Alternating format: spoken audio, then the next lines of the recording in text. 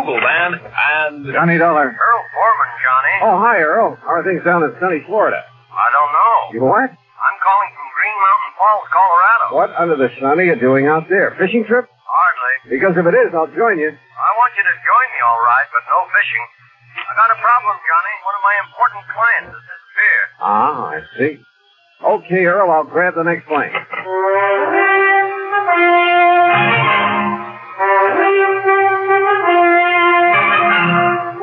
Bob Bailey in the exciting adventures of the man with the action-packed expense account, America's fabulous freelance insurance investigator. Yours truly, Johnny Dollar. And now, Act One of yours truly, Johnny Dollar.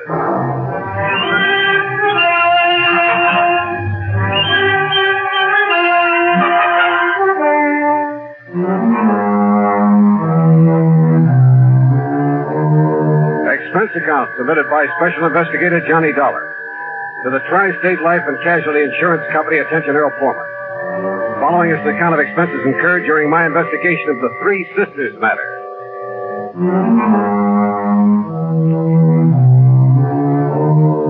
Expense account item 1, $151.80, transportation to New York, then airfare and incidentals to Colorado Springs. Earl met me at Peterson Field, the municipal airport. Oh, I'm glad to see you, Johnny. Hi. Toss in your bags and hop in. Okay, sure. And where's this Green Mountain Falls you call from? A little place about 12, 13 miles east of here. I'm staying at the Lucky Four Ranch.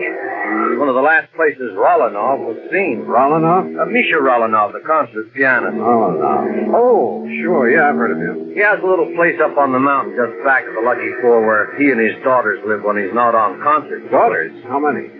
Olga, Maria, Ada.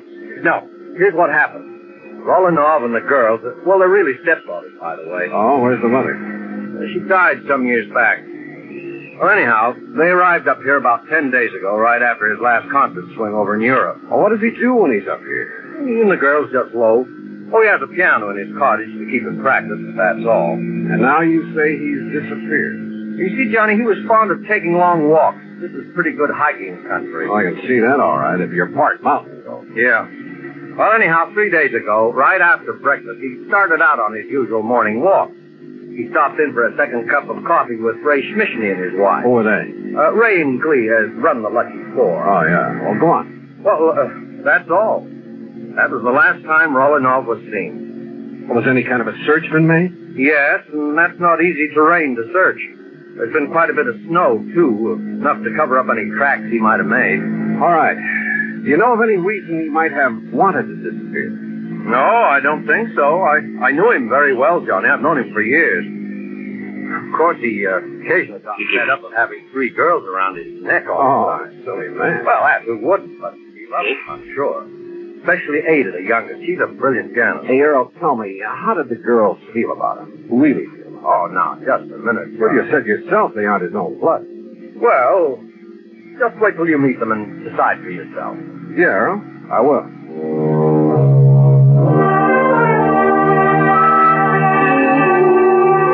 The Lucky Four was on a level spot on the side of a mountain. It consisted of half a dozen neat, modern, comfortable cottages, and from the front window of the one we shared was a beautiful view of Pike's Peak. Huh? Oh, come in, Ray. Come in. You see us come up the drive? I want you to meet the man I've been telling you about.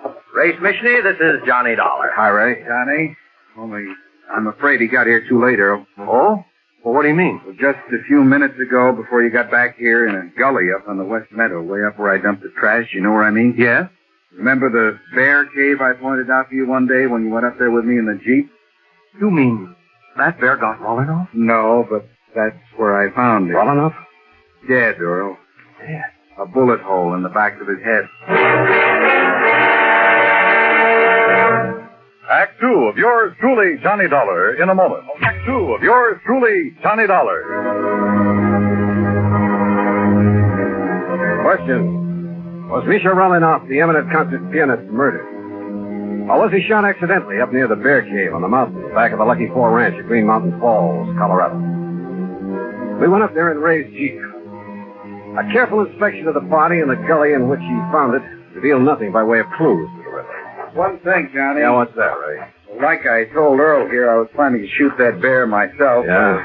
Letting him get nice and fat on the garbage from the ranch. So what? What's that? He used to come down every day, regular as clockwork, and tip over the pails and gorge and stuff. Well, what are you trying to say? It's been over a week now since I've seen him. Well, I don't see what you're getting at, Ray. Well, it could mean only one thing, Earl. Somebody else got to that bear before I could. And it must have been some time before Rolanoff disappeared. That's right. So his being killed here couldn't have been accidental by somebody gunning for that bear. Look here, Johnny. This cartridge case I picked up. Oh, let's see. Here.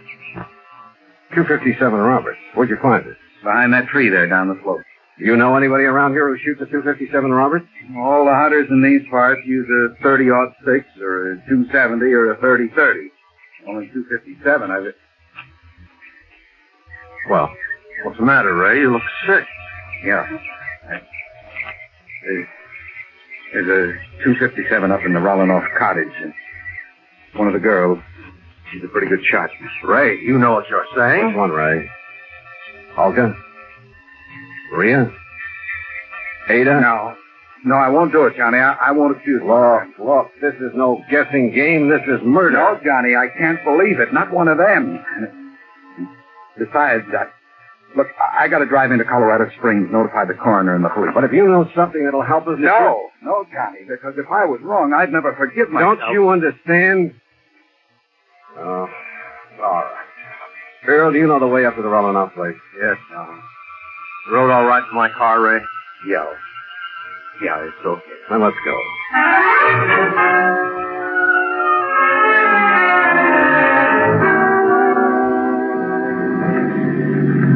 Hey, take it easy, Earl. This road isn't much wider than the car. I know it. Rolanoff Cottage is right up in that clearing, middle of that big meadow. You know those daughters, stepdaughters. You figure which one of them might have wanted to kill Rolanoff? Oh, no, Johnny, no. Well, who's the beneficiary of this policy? Well, it's a very unusual policy. Now, what do you mean, unusual? There's no beneficiary specifically named. What? The beneficiary or beneficiaries are to be the same as the heirs that are specified in Rolanoff's will. Well, who? Nobody knows. Well, where is his will? Same answer. Well, now, look here, But he Earl. always made it very clear that his will would show up at the proper time. I assume, of course, his stepdaughters will be his heirs. Oh, but if they're not... Oh, this is the Rolanoff cottage. Well, quite a lot of cottage. And just as nice on the inside as it is on the outside. Rolanoff used to complain now and then about some of the feminine trippery all around him, but, well, he liked it. And you're sure they all got along well together? Well, of course, every family has a little spat once in a while. Johnny, now listen to me. Earl, we shall see what we shall see. I know that after what Ray said, the evidence kind of seems to point to one or all of them, but, well... Yes? Oh, hello. To say the girl who stepped through that door was beautiful would be the understatement of the week. Tall and striking, dressed in something that looked like Schiaparelli or Christian Dior, as though she'd just stepped out of Charles or the Ritz. And if her two sisters were anything like this... Johnny, I said this is the older sister, Olga Rolanoff. Johnny. Oh, I'm sorry. Hi, Johnny. Hi. Daydreaming? Yeah, I guess so. Well, you're the investigator Earl told us about. Come in, won't you? Sure, thanks. Have you found out anything about Daddy? Olga, that's what No, Olga, we haven't. Oh, dear. Such a terrible... Oh, wait a minute, Johnny. You wait. Ada, we have guests. Oh? Hello, Earl. Oh, hello, Ada. And this good-looking man is Johnny Dollar. Hi. Hello. Oh, that's a nice, warm welcome. Ada, why don't you go in and fix your hair? You look a fright. That plain old house dress, really. What's that you're playing, Ada? It's the last thing Daddy wrote. He wrote it frantically the morning. It was almost as though he knew something was going to happen to him. Oh, come now. And then he had to write it before it did happen. Oh? Where were you, Ada, the morning he left? Right here, Johnny. Playing this for the first time. Ever since his sister disappeared, I've been trying to figure that has some special meaning. Oh, Ada, that's such a silly idea. Is it? What did you mean by that, Olga? Oh, it's really...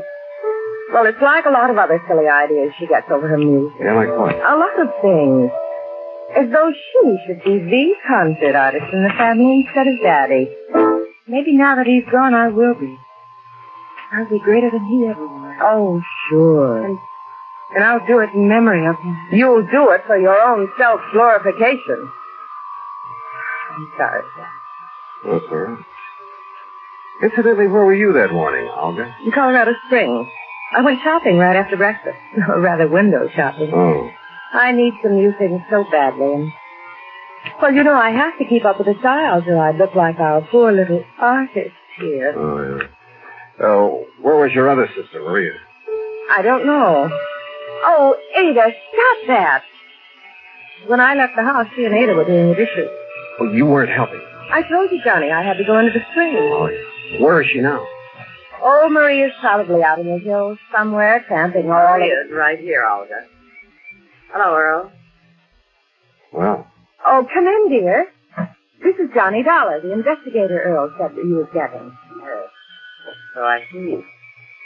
Well, investigator? I saw two. And I didn't like what I saw. Maria was dressed in khaki shirt, breeches, and hunting boots.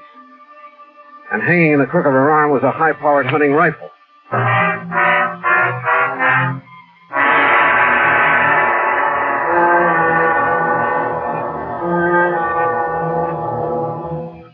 Act 3 of yours truly, Johnny Dollar, in a moment. Act 3 of yours truly, Johnny Dollar, and the Three Sisters Matter.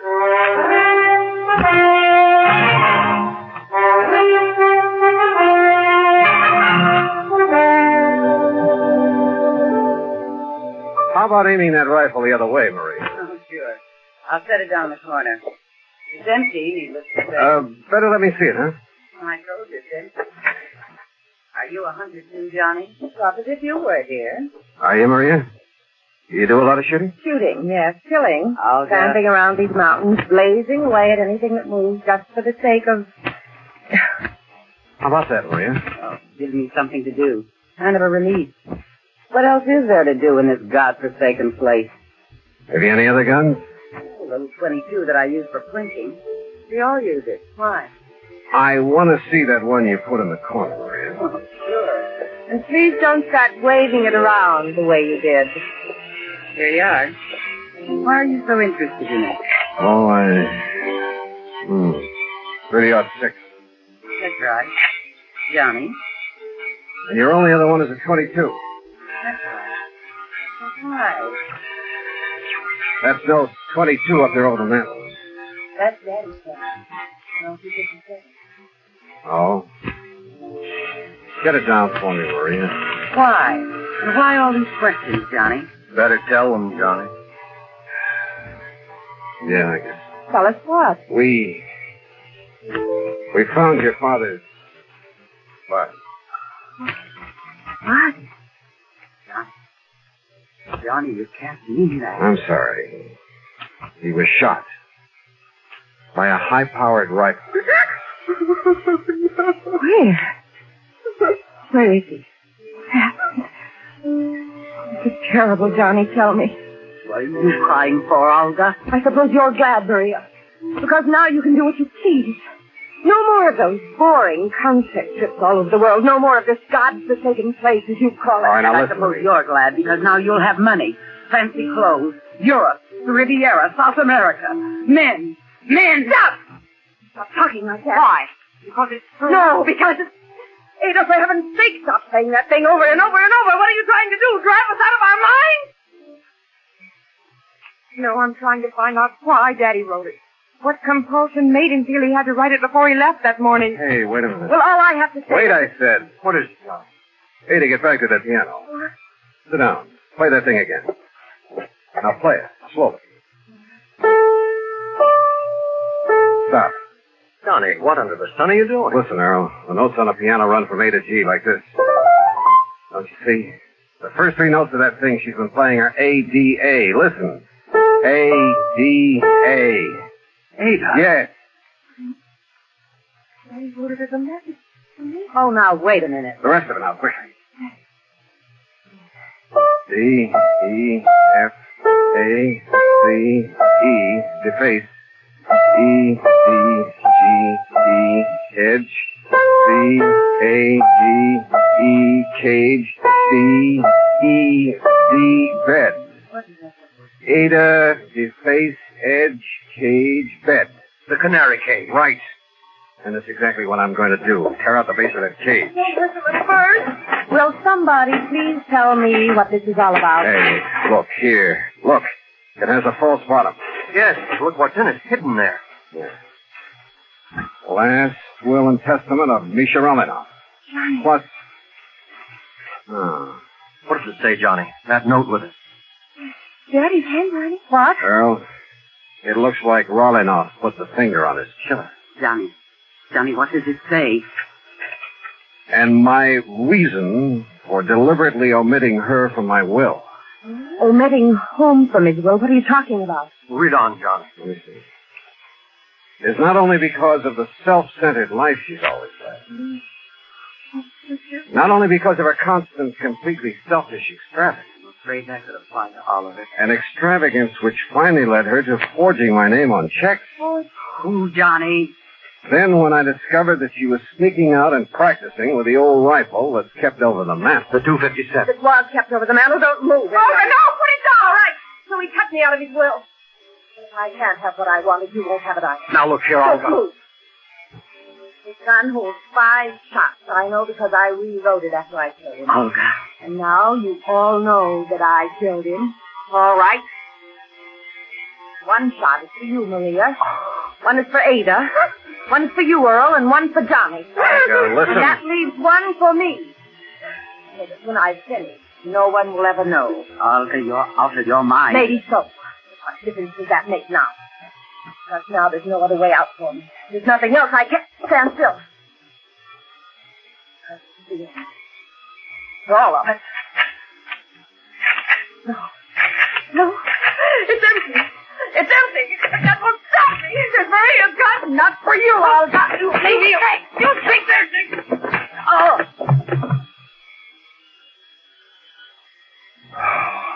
Thank God somebody emptied the bullets out of that gun.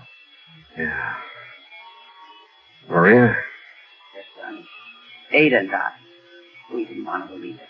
We tried not to, but I guess we knew that when Daddy disappeared, she must have somehow... That something like this might happen. And she did kill him. She did.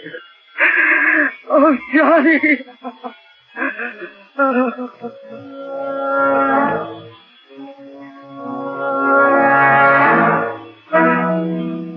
Why? What kind of a mind could be so twisted? Expense account total, including fare back to Hartford, $351.20. Remarks? None. Yours truly, Johnny Dollar.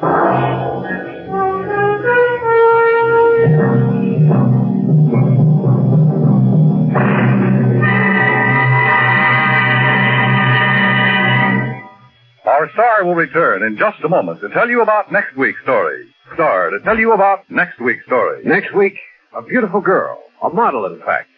And, unfortunately, a model crime to go with her. Join us, won't you? Famous Goldful fighter Frugal Man and... Johnny Dollar. Pat McCracken, Johnny, Universal Adjustment Bureau. Oh, hi, Pat. What's on your mind? A beautiful model, name of Dorothy Blair. Ooh, hey, wait. The girl with the $1 million face? That's the one. Well, you probably got company. She's on a lot of people's minds. Well, she's no daydream to me. She's a nightmare. Oh, come. Well, that face of hers may not be worth quite $1 million, but it's worth at least 100,000. That's what we've got it insured for. So? So it looks like somebody's trying to tear it up. The policy? No, her face. She got slugged last night. Want to look? At her? Sure, I'll be right over.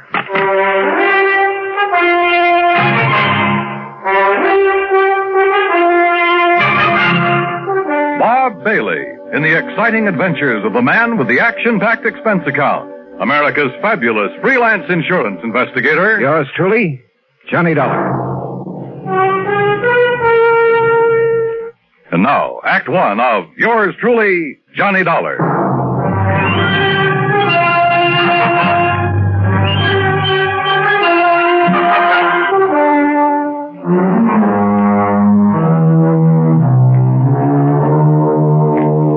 Expense account submitted by Special Investigator Johnny Dollar to the Home Office, Universal Adjustment Bureau, Hartford, Connecticut. Following is an account of expenses incurred during my investigation of the model picture matter.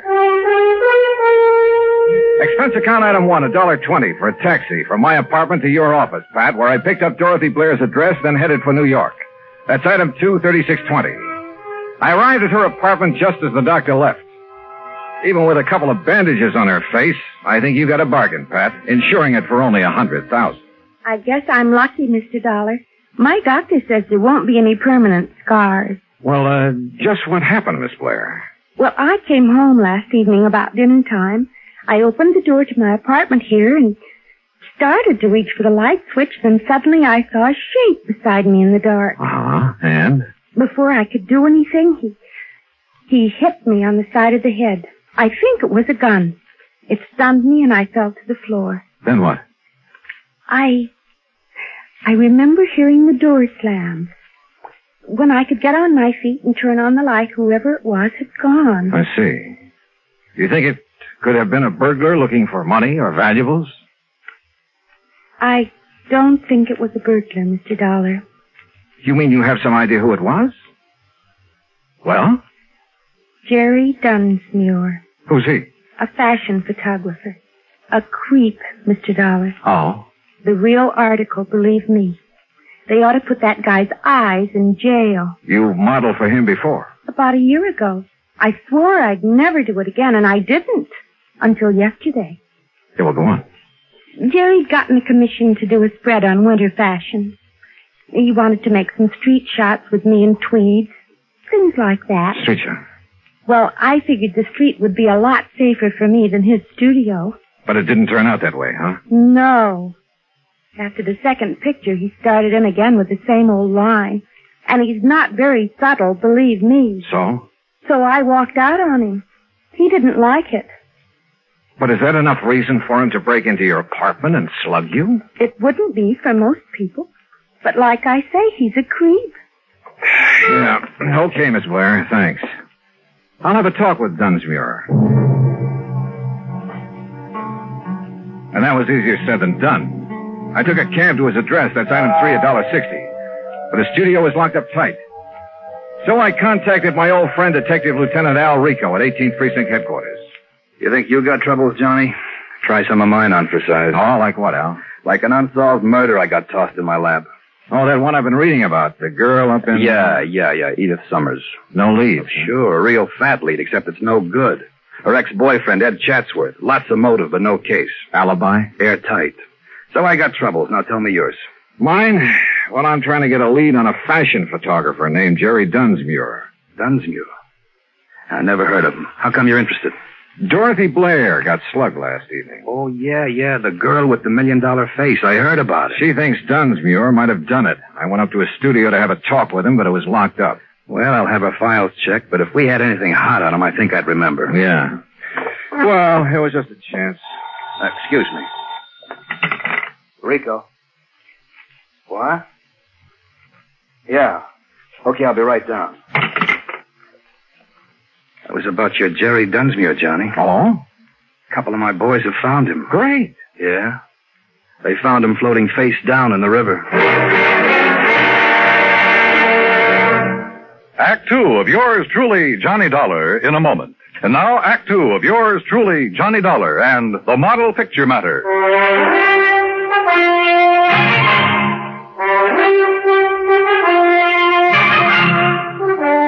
Expense account item 4, $1.80, cab fare back to Dorothy Blair's apartment. She had company. I'd like you to meet Edward Chandler, Johnny. Hi. Glad to meet you, Mr. Dollar. Dorothy, I wonder if I could talk to you for a few minutes. Why, certainly. Well, I've got to be running along anyway. Still okay for dinner, honey? Sure. 8 o'clock. I'll pick you up. Bye, Mr. Dollar. Yeah, so long, Chandler. Dorothy. Did you talk to Jerry Dunsmuir? Now, look, you say Dunsmuir tried to get a date with you while he was taking some fashion shots of you on the street yesterday. That's right. He was pretty persistent about it. That's putting it mildly, John. And you think Dunsmuir is the one who was hiding in your apartment and slugged you last evening? Yes. I think he must have been the one. Why, who else could it have been? And why are you asking me all this again? There's nothing you haven't told me, Dorothy. Of course not. Why? Well, the police just fished Dunsmuir's body out of the river. He was murdered? I haven't seen the medical examiner's report yet, but it's a good bet. People don't usually go for a swim with all their clothes on. But who could... Johnny, you certainly don't think I had anything to do with it. I didn't say that, Dorothy. But your tone of voice, the question. Look, I'm telling you the truth, Johnny. Can you prove it? I can prove the part about him taking pictures of me yesterday. This manila envelope. It came in the mail today. Here. It's from Dunsmuir's studio. He always sends me prints. See? Here's one of me in a tweed coat. Here's one in a fingertip length. Okay, so he took pictures. I still want to know why you think it was Dunsmuir who slugged you if you couldn't see his face in the dark. Why, I guess because of the way he looked at me yesterday afternoon when I told him to stay away from me, not to call me again for a job. Oh, Johnny, believe me. You didn't see him after that, huh? Unless, of course, he was the one who slugged you in the dark. No. I didn't have anything to do with what happened to him, and I don't know who did. It's the truth, Johnny. Okay, Dorothy. If it is, I'll find out sooner or later. But if it isn't, I'll find that out, too. Maybe Dorothy Blair was leveling with me. But there were a few pretty important facts I didn't know. Was it really Dunsmuir who'd slugged her? And who killed Dunsmuir? And why? Also, this fella I'd met at Dorothy's apartment, Edward Chandler. Where had I seen his face before? Item 5, $1.75, cab fare to Dunsmuir's studio. A blonde secretary named Susan Billings was just closing up when I got there. She looked pretty dragged out. Please, Mr. Dollar, I've already told the police all I know. Right now, I don't exactly need any more questions. What you need right now, Susan, is a drink. Come on.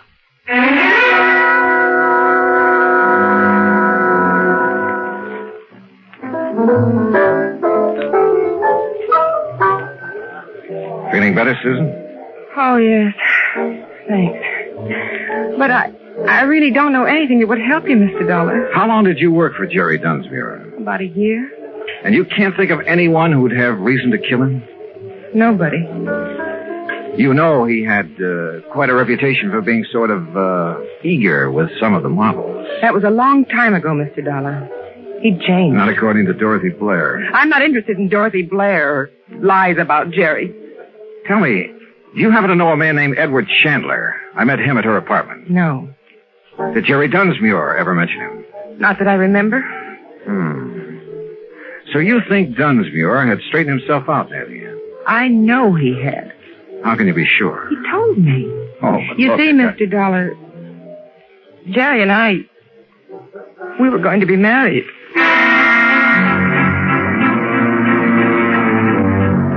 Either Dorothy had been lying to me about what kind of a guy Dunsmuir was, or else Susan had been living in a dream world. Either way, I was fresh out of leads.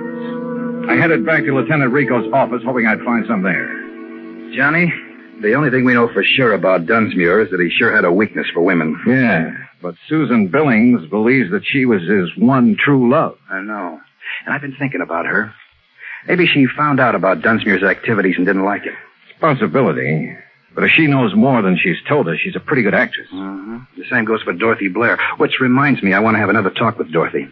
I picked up a couple of names out of Dunsmuir's past, and I want to see if they mean anything to her. Want to come along? Sure, but we'll have to hurry. Hurry? Why? She has a dinner date with a guy named Chandler at 8 o'clock, and it's 1:45 right now. Okay, let's go.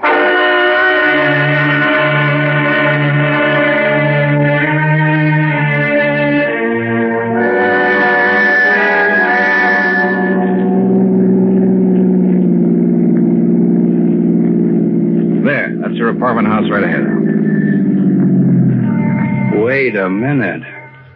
Isn't that Dorothy coming out the front door? Yeah, with Chandler. Come on, we can still catch them. Hold it. What's that? Who'd you say he was? A friend of hers. His name is Chandler. I met him in her apartment this afternoon. Johnny, remember when you came to see me today, I told you I had a murder case in my lap? I mean, before the Dunsmuir murder? Sure, a girl, Edith Summers. I told you her ex-boyfriend was the logical suspect, except that he had an alibi. Ed Chatsworth. Oh, hey, wait a minute. I knew I'd seen that guy's picture somewhere. It was in the paper. Dorothy introduced him as Chandler. But his real name is Chatsworth.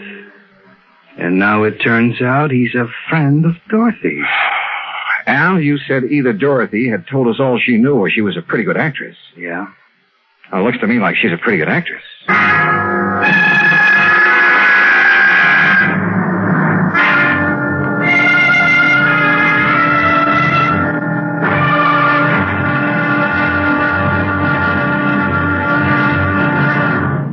Act 3 of yours truly, Johnny Dollar, in a moment. Act 3 of yours truly, Johnny Dollar, and the Model Picture Matter.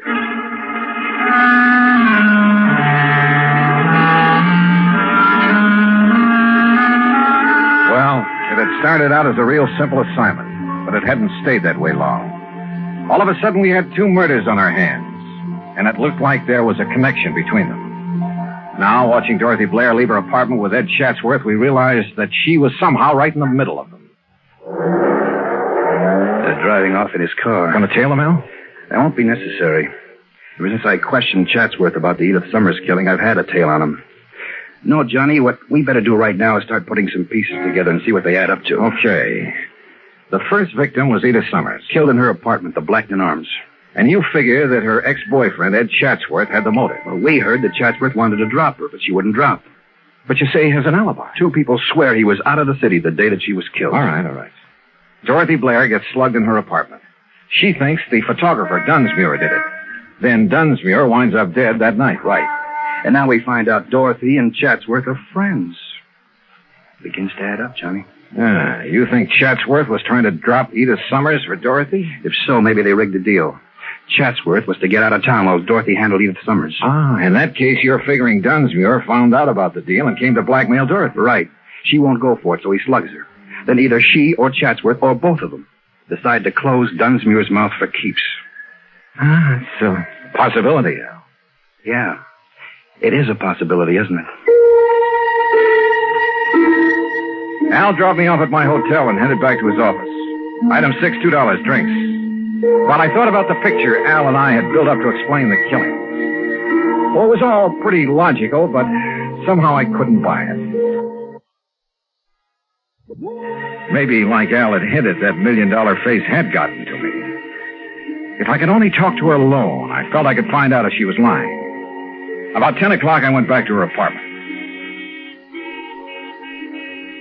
No answer. Probably still out to dinner. I was about to leave when she stepped off the elevator. Why, Johnny, what are you... Hello, Dorothy. I'd like to talk to you. Well, I'm afraid I haven't time right now. Oh? Mr. Chandler's just parking his car. He'll be up in a few minutes. We have business. Your friend will have to wait. I want to talk with you. Why? All right. For just a minute. I don't understand all this, Johnny. Well, let's start out calling your friend Chandler by his real name, huh? What? Ed Chatsworth. I don't understand. I thought his name was Chandler. Oh, yeah? What's this all about, Johnny? Oh, drop the act, Dorothy. I suppose the name Chatsworth doesn't mean anything to you. Why, no, it doesn't. How about Edith Summers? Wait. She was the girl who was killed the day before yesterday. She sure was. I read about it in the papers. But I didn't know her, Johnny. You're sure you and Chatsworth didn't happen to arrange her death? Johnny. What's this all about? And your friend Dunsmuir, he wasn't by any chance trying to blackmail you? I don't know what you're talking about. Please, believe me. I didn't have anything to do with either of those killings. Johnny, I swear it. Okay, Dorothy. I guess I never could buy it. But I don't get this buddy-buddy routine, you and Ed Chatsworth.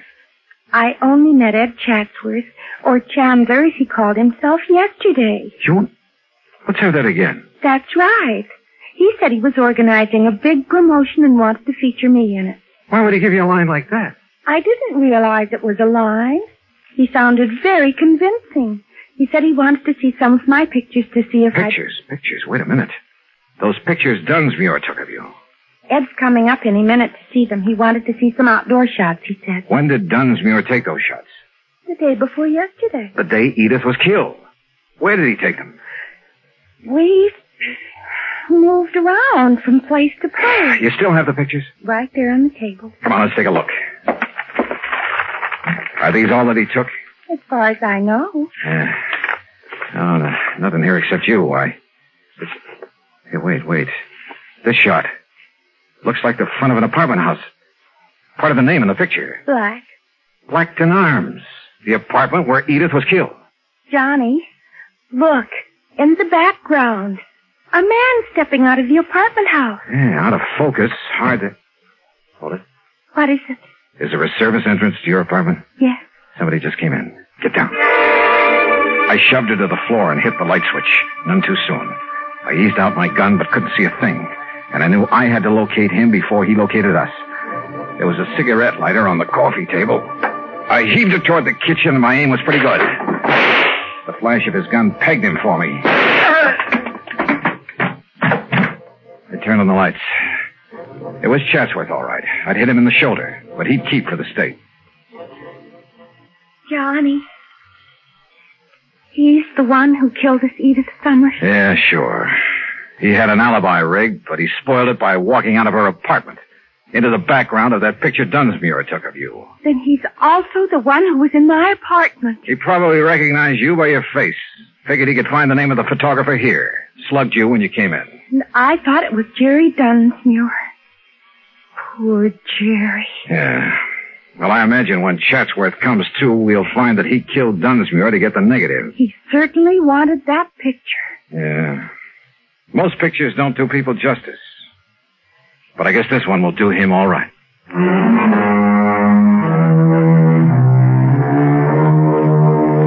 Item 8, $36.80 transportation back home. Expense account total, $103 even. Remarks?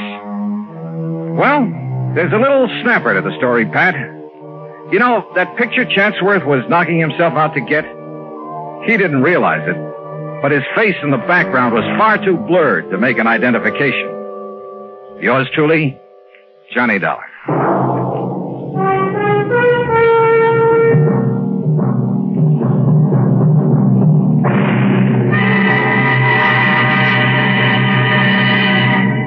Our star will return in just a moment.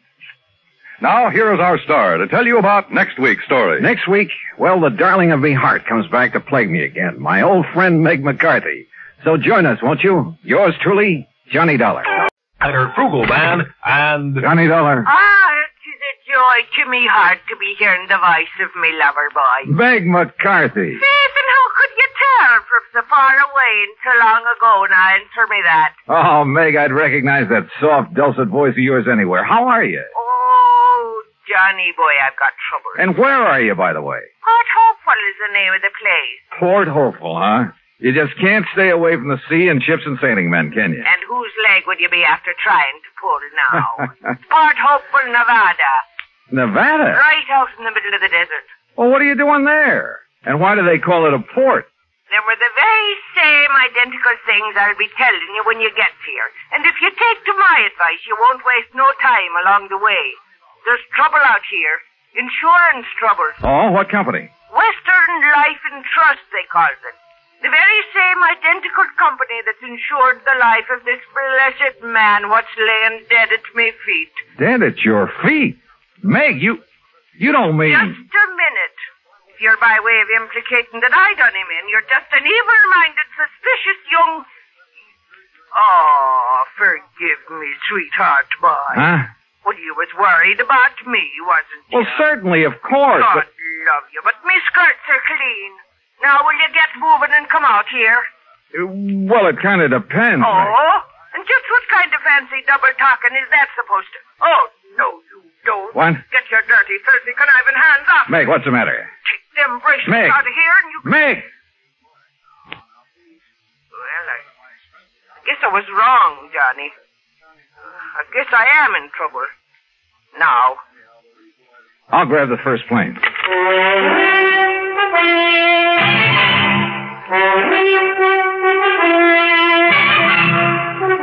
Bob Bailey in the exciting adventures of the man with the action-packed expense account. America's fabulous freelance insurance investigator. Yours truly, Johnny Dollar.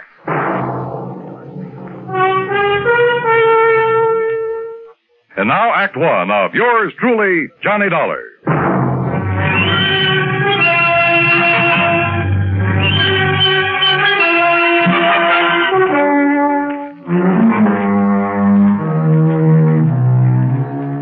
Expense account submitted by Special Investigator Johnny Dollar to Western Life and Trust Insurance Company, San Francisco office. Following is an account of expenses incurred during my investigation of the Alkali Mike matter. Expense account item 1, 375, telephone call to Bill Kemper at Western Life and Trust, who talked only long enough to order me onto the first plane for the coast. Item 2, 153.50, transportation on a late evening flight to San Francisco. Item 3, the next morning, 4:25, cab from the airport to Bill Kemper's office in the Lawson building. Ever hear of Alkali Mike Murphy, Johnny? Yeah, sure, Bill. At least I think so.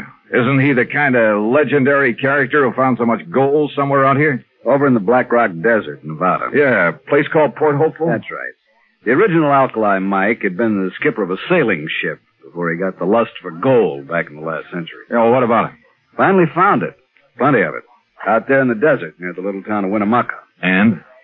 Built himself a regular palace out of rocks from the nearby mountains, named it Port Hopeful.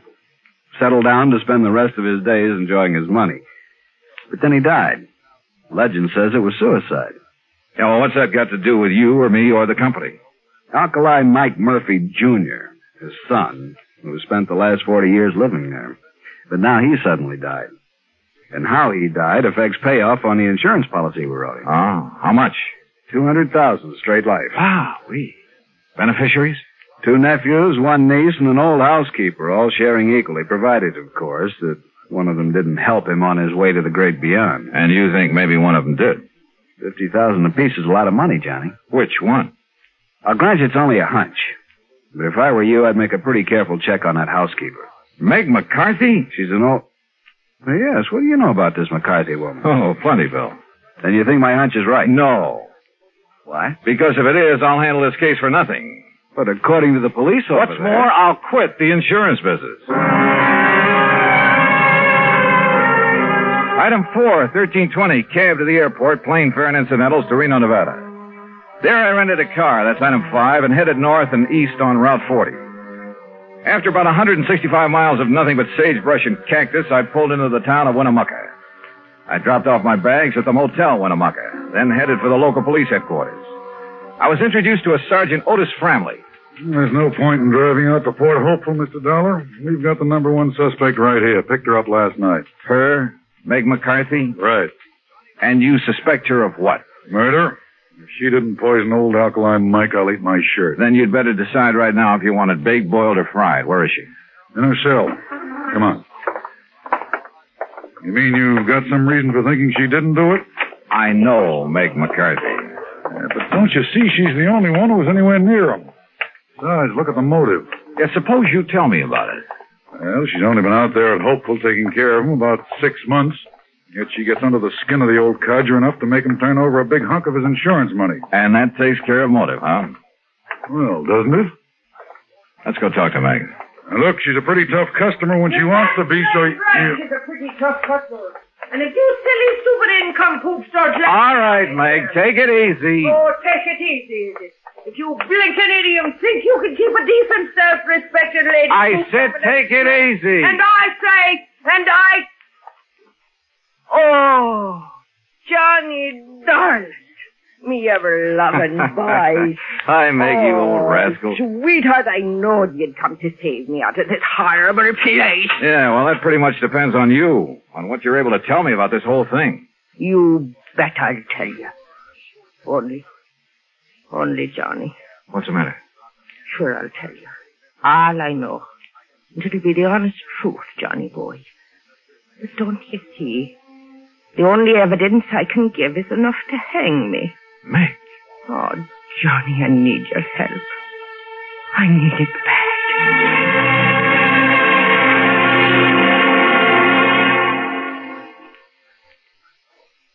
Act 2 of yours truly, Johnny Dollar, in a moment. And now, Act 2 of yours truly, Johnny Dollar, and the Alkali Mike Matter.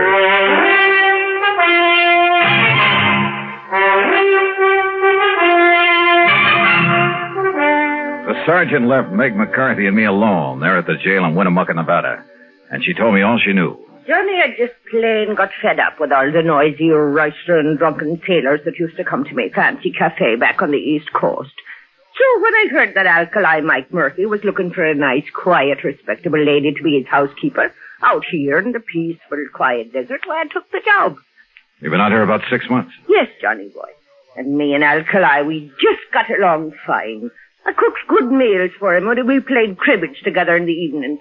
And I got me a real bang out of keeping that old palace of his all neat and tidy for him. Yeah, sure. But now, Meg, I understand he named you as a beneficiary of his big insurance policy. I told him I didn't want it.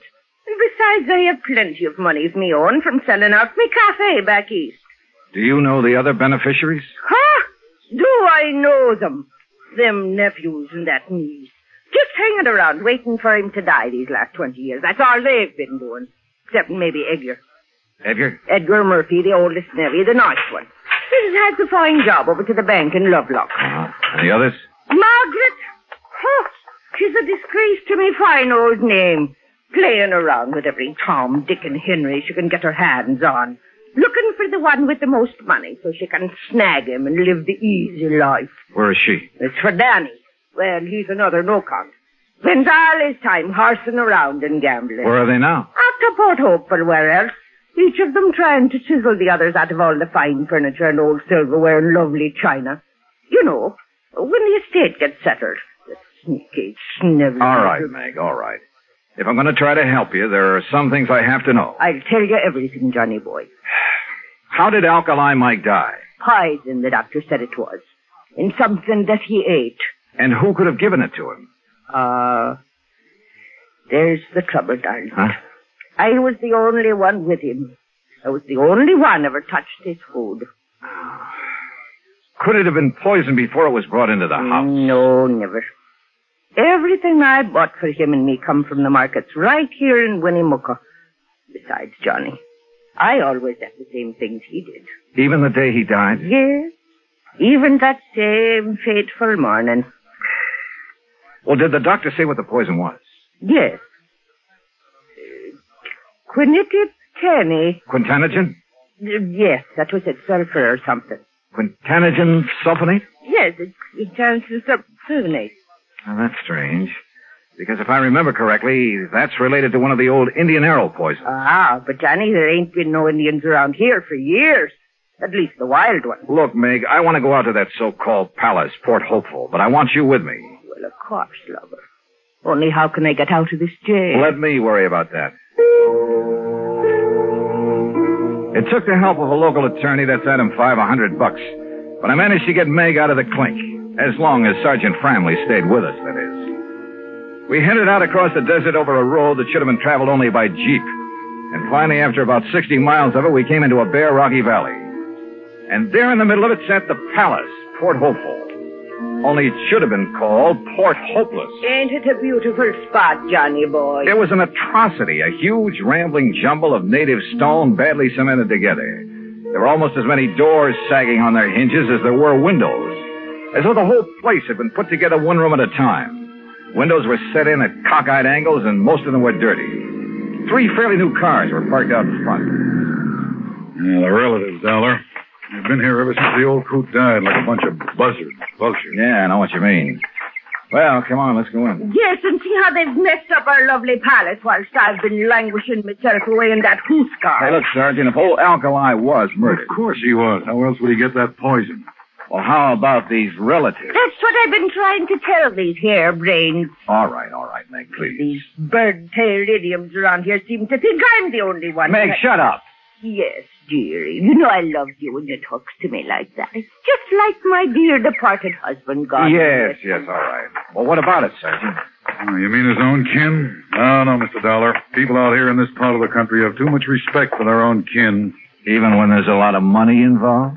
Yes, I even go so far What do as you mean, Sergeant, bringing that killer back here?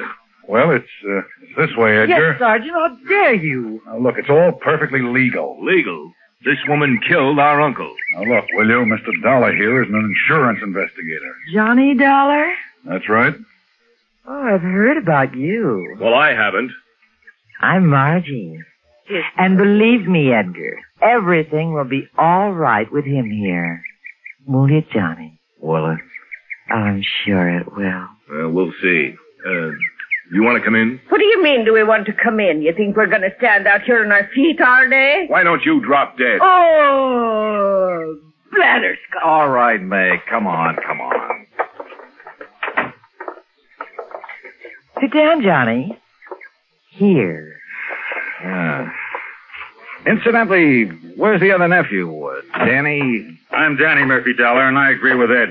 You've got no business bringing that old witch that murdered our uncle back into this house. Oh, that's so? She had no business ever being here. Chiseled her way into his affection so she could cut in on whatever dough he'd leave. And then to make sure he'd leave it in a hurry, she knocked him off. Uh-huh. Wouldn't that same reason make all three of you want to see him out of the way? Now, just a minute. Just take it easy, Danny. Well, what do you mean, take it easy? He's practically accusing us of killing Alkali. If the shoe fits, Danny boy. Why, you dirty... You lay one hand on Johnny Dollar and I'll tear your eyes out from limb to limb. Okay, Meg. Meg! Yes, darling. Mr. Dollar's right, Danny. Margie, and you know it. You know it as well as I do. Sure, we wanted him gone. We wanted his money, that insurance. If Danny here hadn't talked him into that insurance, we wouldn't even have that to look forward to. Well, can you blame us, Johnny, for not wanting her to share it? But she will. Unless you can prove she killed your uncle. Well, what's she ever done, knowing him for only a few months, to make her deserve a share? Margie, I suspect Meg is the only one who showed your uncle any kind of care and consideration in years. Well, what did you expect of us? Mr. Dollar's right. Why kid about it? Heaven knows she deserves his money as much as any of us, whether we like it or not. The fact remains, Dollar, somebody killed our uncle. And you've all carefully made sure that Meg would be suspect. Well, yes. Johnny. Look, I'm going to play a hunch that maybe he wasn't murdered at all. But the evidence, Dollar. What evidence, Sergeant? He was poisoned. Yeah. All right, we'll accept that. But I'm still going to play that hunch.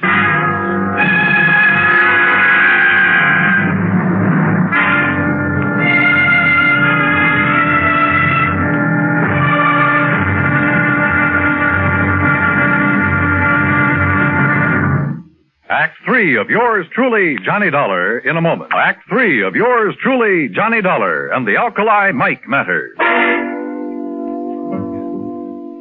Now, look here, Dollar. We know that old Alkali Mike was poisoned. If that isn't murder, what is it? Have you ever thought of suicide, Sergeant? Suicide? Oh, of course not. This money-grabbing old biddy here did him in. Now, just a minute, Margie Murphy. Sure. Why would old Alkali ever commit suicide? I don't know, Danny.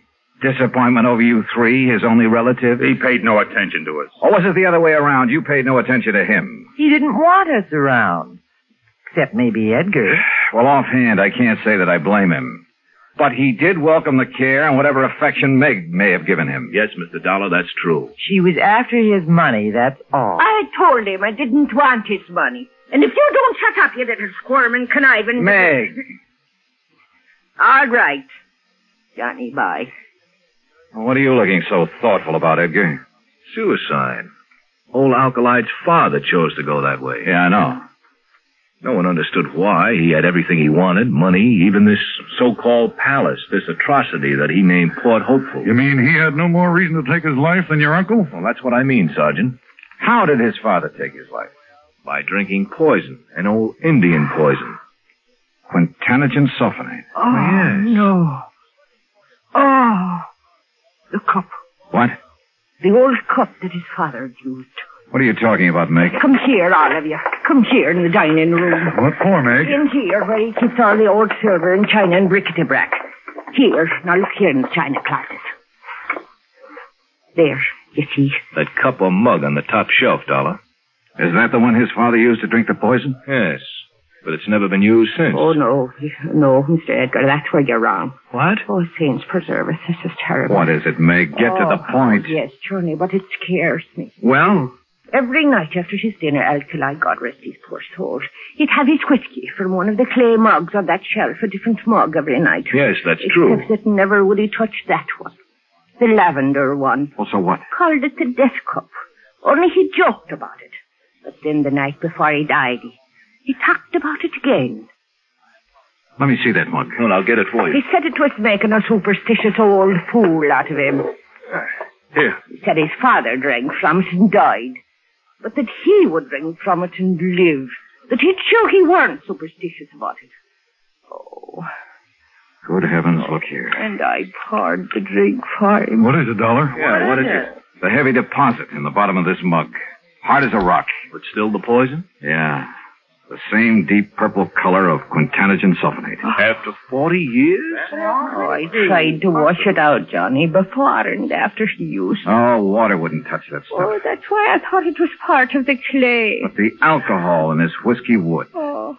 It released enough of that poison to kill it. Oh, if only I'd have known.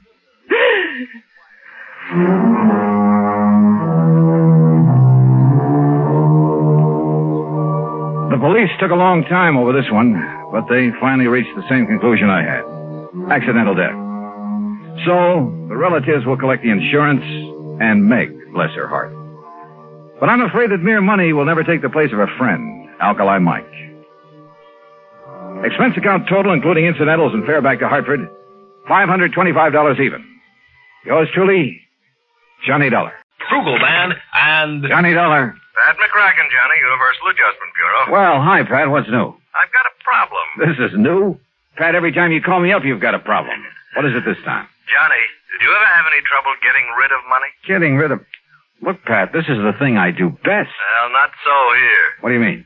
I got $25,000. I've been trying to give it away for 2 weeks, but I can't. Just a minute. Let me shake the phone. Huh? For a minute, I thought you said you were trying to give away $25,000 and couldn't. You heard me correctly. Boy, you have got a problem. I'll be right over.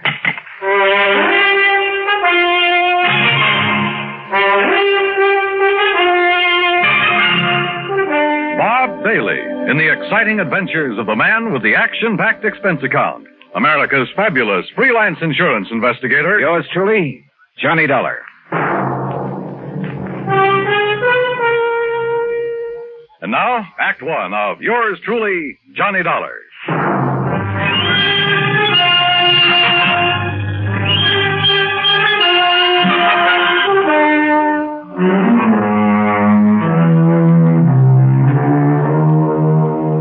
Expense account submitted by Special Investigator Johnny Dollar to the Home Office, Universal Adjustment Bureau, Hartford, Connecticut.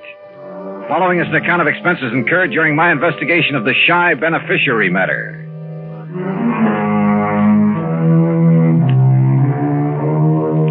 Expense account item 1, $1.20 for a cab from my apartment to the offices of Universal Adjustment, where Pat was waiting for me, looking very snide. Oh, this is a real switch, Johnny. Usually beneficiaries are beating down my door to collect. This one is playing it real coy. What's the deal, Pat? Oh, it starts out real simple. 2 weeks ago, a Miss Helen Gaysworth died. Huh? Insured for $25,000. Beneficiary, a man named Elijah Summers. So? That's where my troubles start. No Elijah. Can't locate? Can't locate. No trace whatsoever. Well, what have you done so far? Well, the usual, Johnny. We've checked death lists, advertised in the newspapers. All I've come up with is nothing. Where did you advertise? New York. That's where Miss Gaysworth lives. Uh-huh. She have any relatives? None, as far as we can determine. Any idea who this Elijah Summers is, or why she picked him as beneficiary? Well, the only lead we've got is something Miss Gaysworth landlady told us. Oh, what's that? Well, apparently this Miss Gaysworth was something of, an eccentric. Lived alone in a dingy apartment, felt that the world was pretty much against her. Oh? All except Elijah Summers. Landlady heard her mention him once or twice. It seems he's been nice to her sometime in the past. How? That I don't know. Neither does the landlady. She have any idea where he could be? What he's doing? If he's even alive? No. But if he is, he's entitled to $25,000, so we gotta find him. Hey, you don't have much to go on, Pat. Correction, Johnny? You mean you don't have anything to go on? Expense account item 2, $36 even. Transportation and incidentals to New York City. I saw the landlady. Miss Gaysworth had moved in 6 months ago from somewhere a few blocks away. 3 hours later, I'd located the somewhere a few blocks away. There, I learned only that she'd, moved in from somewhere else a few blocks away. Gradually, however, a picture arose before my mind of a sweet little old lady drifting from place to place alone, and, well, I felt sorry for her. I also felt sorry for me because nobody along the line had ever heard of Elijah Summers. Finally, I turned up her first landlady in New York. She remembered Miss Gaysworth mentioning something about having come from San Francisco. She thought. Item 3, $167.20 plain fare and incidentals to San Francisco. Item 4, $9.50 newspaper ads in the San Francisco papers. Frankly, I wasn't very optimistic, but that's where I was wrong, because the very first day I got results.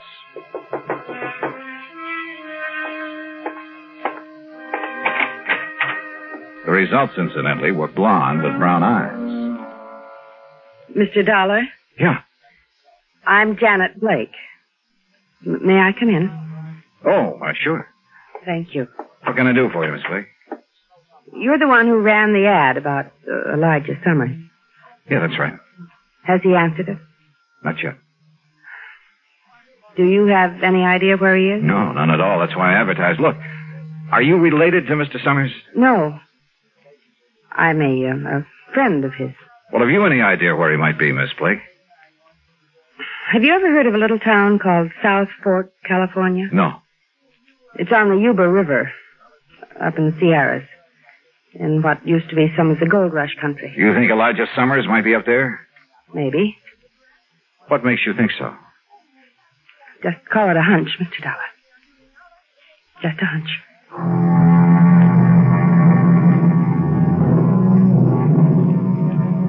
Item 5, $27.50, a rented car to take me to the town of South Fork. There was just enough inhabitants to keep it from being called a ghost town, a collection of ramshackle buildings at a fork in the river hemmed in all around by the mountain ranges. I looked up the local law, big, beefy, slow-talking deputy sheriff named Rollins. Elijah Summers? Yeah, that's right. I'm looking for him. Who's I? My name's Dollar, Johnny Dollar, insurance investigator. Looking for Elijah Summers, huh? That's the general idea, yeah. Well, good luck, Dollar. What do you mean? I'll tell you. You find Elijah, you let me know, huh? Okay. Why? He's wanted for murder. Act 2 of yours truly, Johnny Dollar, in a moment. And now, Act 2 of yours truly, Johnny Dollar, and the Shy Beneficiary Matter.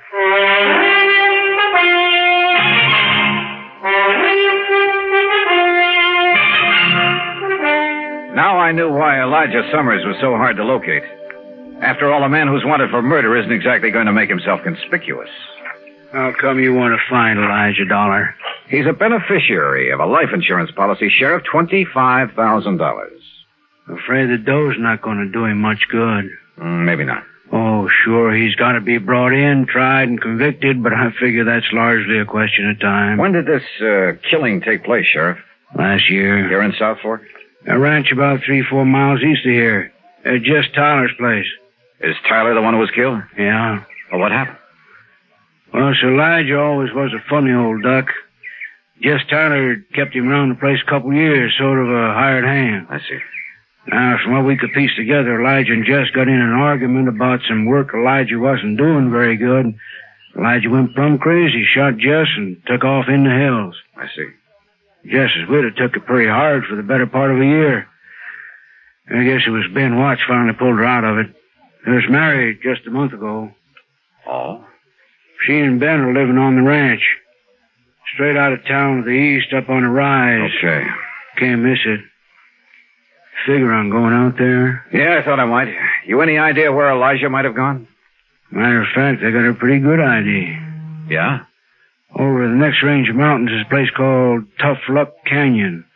A couple of hermits in there panning gold. Gold? Well, they get maybe $3-4 worth a day. Enough to live on. Now, I've got me a hunch Elijah's holed up somewhere in there. Have you been up there after him? 2-3 times. Well? Well, fella's got to be careful. That Elijah's a mean shot with a .30-30. Jess Tyler found that out. Besides, There's lots of places up in there for men to hide. Uh-huh. So you've given up on him? Dollar, I don't give up on no man. Elijah stays up there long enough, he's going to get careless. One of these times I go up there, I'll get him.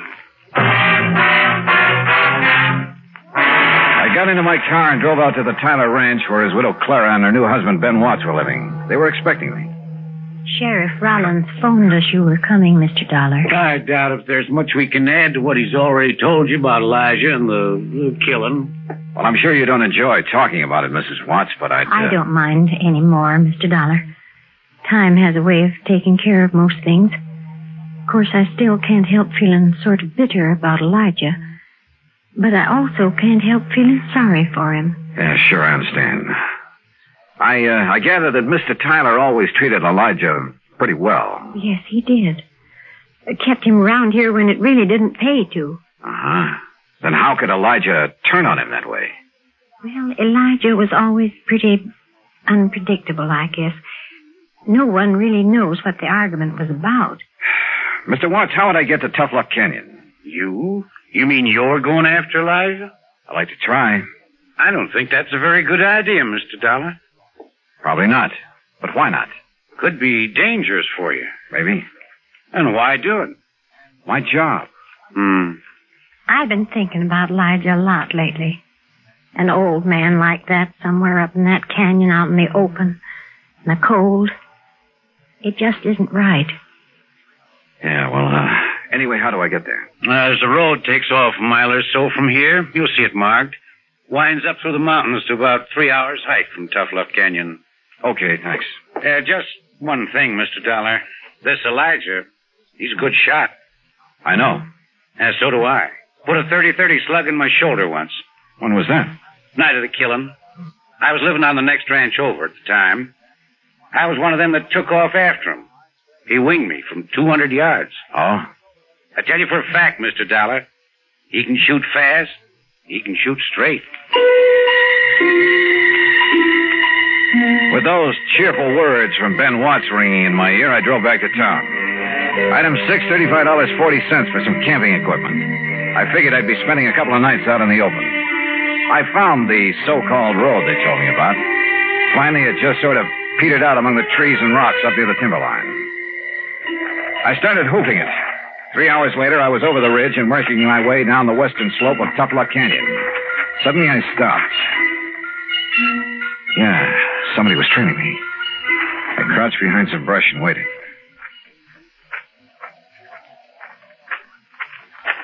Then I lunged. Hey, wait a minute.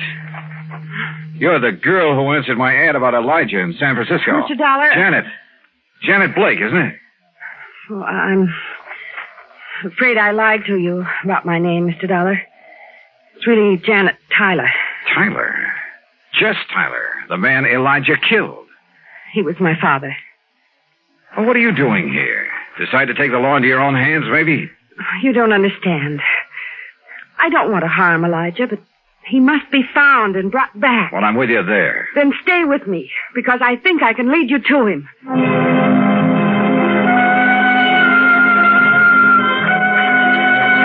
Look, Janet, we're nearly at the upper end of this canyon.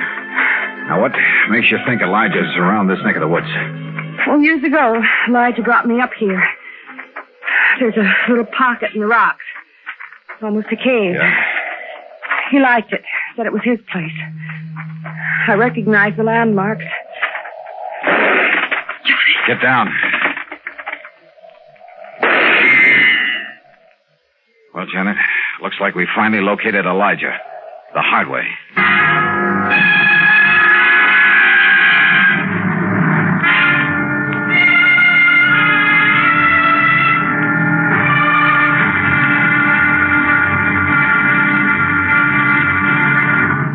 Act 3 of yours truly, Johnny Dollar, in a moment.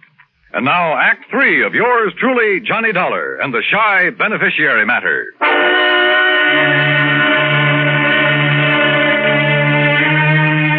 Yeah, we'd found Elijah Summers, all right. He was somewhere in the rocks above us there in Tough Luck Canyon. And I knew the minute Janet and I poked our heads up, we'd collect a slug. He had us pinned down, but good. Johnny, you think maybe it's... Stay down. Now, look, Janet, I still don't understand why you were so anxious to find Elijah. Johnny, you've heard him shooting at us. Yeah, you're right. What kind of shots do they sound like? Rifle. Matter of fact, a small caliber rifle. A 22, maybe? Like this? Where'd you get that 22 slug? This came from Elijah's gun the night my father was killed. But he was killed with... Hey, wait a minute. That's why I want to talk to Elijah. That's a good idea, and so do I, but how? I think he'll still remember my voice. Let me try. Okay, but be careful. Elijah? Elijah? Who's that? Johnny. Yeah, go on. It's Janet, Elijah. Janet Tyler. Miss Janet? That's right. Who's that with? Dollar, Elijah. Johnny Dollar. I want to talk to you. I'm your friend. I know you don't. Please, Elijah, he's telling you the truth. We don't want to hurt you, but we must talk to you. That's the truth, Miss Janet? Yes, you know I've never lied to you. You there. Dollar. You got a gun? Yes. Toss it out in the open where I can see it. Well, if we've guessed wrong about Elijah, we're dead. I just know I'm not wrong about him. I sure hope not. Okay, here it is. Now stand up and come out. Into the open. Okay. Elijah. Hello, Miss Janet. Oh, Elijah, you look terrible. Have you been up here all this time living like an animal? Oh, don't you worry about me, man. I've been getting along pretty good up here. By the looks of you haven't been getting much food. Enough to keep my eyes sharp, mister. Oh, I see that deputy sheriff fella come poking around here time or two. He didn't even come close. And if he had have... I could have potted him easy with this. That's what I wanted to talk to you about, Elijah. That rifle of yours. It's a good one, Miss Janet. I remember when you give me it 2-3 years ago for the grounds crews. Elijah, have you ever had any other rifle besides that 22? Nope. You're sure about that? Of course I'm sure. You see, yeah, I've took good care of it, too. I kept it clean and polished. Yeah. Look now, Elijah. Have you ever used any other rifle besides that one? Nope. Janet, your father was killed with a 30-30. I know, Johnny. That 22 slug you showed me a while ago, you said you got it the night your father was killed, that it came from Elijah's gun. I saw someone pry this slug out of his own shoulder the night of the killing. He threw it away. He didn't notice I was watching. Later, I heard him tell it around he'd been hit with a 30-30 slug. You mean your stepfather, Ben Watts? I was confused at first. I didn't understand. Then it came to me. Ben Watts was the one who'd killed my father. Elijah was probably trying to protect Dad and shot Ben with his 22. Yes, there was a big fight, Miss Janet. I don't just remember what all happened, but except all of a sudden they was chasing me. And I run. Sure. Ben figured he could pin the killing on somebody like Elijah who wouldn't have a chance proving his innocence. Elijah, have you seen Ben since you ran away? Oh, sure. Old Ben's come poking around here, too, every so often. But I ain't too smart for him. Yeah, sure, it figures, Janet. Elijah's a threat to Ben as long as he's alive, so Ben comes hunting up here every now and then. It's horrible. But, of course, I gotta be real careful, because I only got a 22, and he's got a 30-30. But he'll never get old Elijah. Believe you me, he won't get him. Elijah! Get down and keep quiet. The shot had come from a clump of rocks more than 100 yards away. I scooped up my automatic where I'd thrown it on the ground and started circling slowly, trying to get around behind the clump of rock. I'd almost made it when my foot slipped and sent a rock down the slope. He popped up then, ready to shoot, but lucky for me, his first look was toward the rock instead of me. He saw his mistake, swinging his rifle toward me, but he was too late. Johnny! Yeah, right here, Janet. How's Elijah? Shoulder. He's all right, though. Johnny. Yeah. It's Ben Watts, all right. Is he still alive? Oh, yeah, he'll keep. Long enough.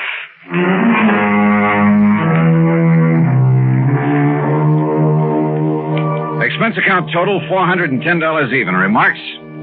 Well, I turned Ben Watts over to the local law. And I helped old Elijah fill out his claim for the $25,000 insurance money Miss Gaysworth had left him. It ought to keep him real comfortable for the rest of his life. You know, Pat, once in a while I get the feeling that this job of mine is worthwhile after all. Yours truly, Johnny Dollar. Frugal man, and... Johnny Dollar. Johnny, this is George Reed. Well, nice to hear from you, George. Especially when I have no assignment. That's fine. What's fine about it? No expense account to pad means how do I keep the wolf from the door? Unless, of course, Floyd's of England has a case for me. Huh? Well? Johnny. Yeah? Well, a few weeks ago, you were kidding at the time. Oh, now, George, how could I ever kid you? I'll let that one go. Yeah, you better. The point is, you rather jestingly asked me if instead of selling life insurance... Oh, no. Don't tell me. I'm afraid so. I'm afraid the company is saddled with what you might call a death insurance policy. You mean instead of insuring somebody against dying, you've insured him against living? Yes, John. Okay, Georgie. Say no more. I'll be right over.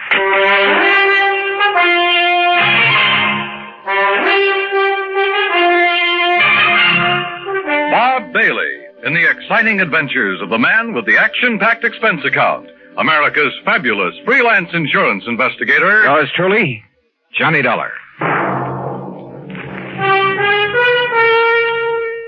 Act one of yours truly, Johnny Dollar.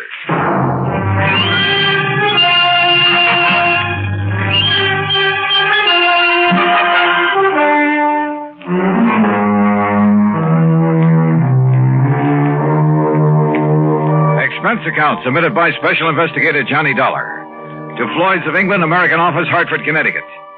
Following is an account of expenses incurred during my investigation of the Hope to Die matter.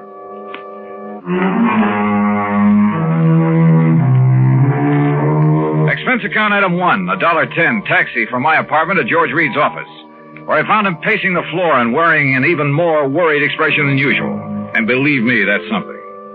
This thing has me so riled up, Johnny, I can hardly see straight. Well, you should have known better than to issue a policy like that, George. It was Harry Baxter. Baxter? He filled in here for me while I was on vacation. I should have known better. What'd he do? Sell a lot of policies that you shouldn't have to handle? No, just this one. And I swear I don't understand it. He, of all people. All right, you said on the phone that it was kind of life insurance in reverse. That's exactly what it is. Explain, please. Well, usually, of course, we pay the face value of a policy when the insured dies. Right. In this case, however, the company will have to pay the $250,000 if the insured doesn't die. $250,000? Yes. How under the sun could a man be crazy enough to issue a policy like that? John, you know how it is. The company prides itself on the fact we'll insure anything. Not only life and property and health and so on, but the voice of a singer, the feet of a dancer, hands of a pianist, even the dimples on the knees of a chorus girl. Yeah, and singing mice, an old alley cat, a sick whale. Of course, I can't say that Harry wasn't in position to do it, but...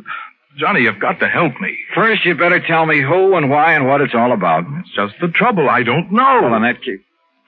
You don't know? I only got back here to the office this morning. I found our copy of the policy lying here on my desk. But if you don't even... Oh, look, I've handled some pretty screwy cases for you, George. Yes, but they've all finally made sense one way or the other. And, Johnny, we have paid you some very nice fees. You can't deny that. George. Tell me, have I ever questioned your expense accounts? But death insurance, it doesn't make sense. Have I? Insuring somebody against living. Have I? I'm sorry, but this time the answer is no. Listen, if you take this on, I'll okay your expense account without even reading it. Death insurance. Expense account unlimited. Johnny? George, there are some things even a conniving, chiseling, unprincipled rascal like myself won't even... Unlimited? Johnny? Okay, George, I'll take it. Act two of yours truly, Johnny Dollar, in a moment. And now Act two of yours truly, Johnny Dollar, and the Hope to Die matter. Floyd's of England insure anything. At least that was their boast. And now it looked as though it had finally backfired on them.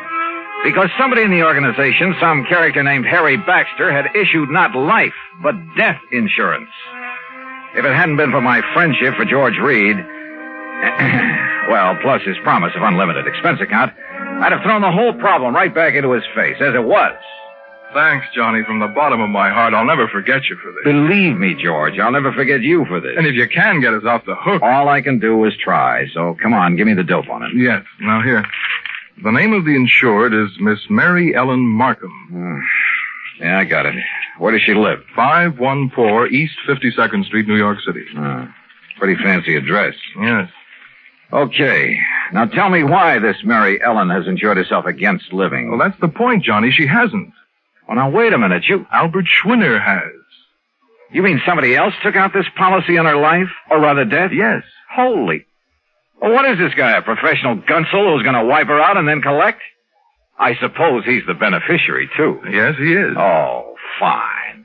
Well, come on, who is it? I don't know. As I told you, the policy was lying here on my desk when I got back this morning.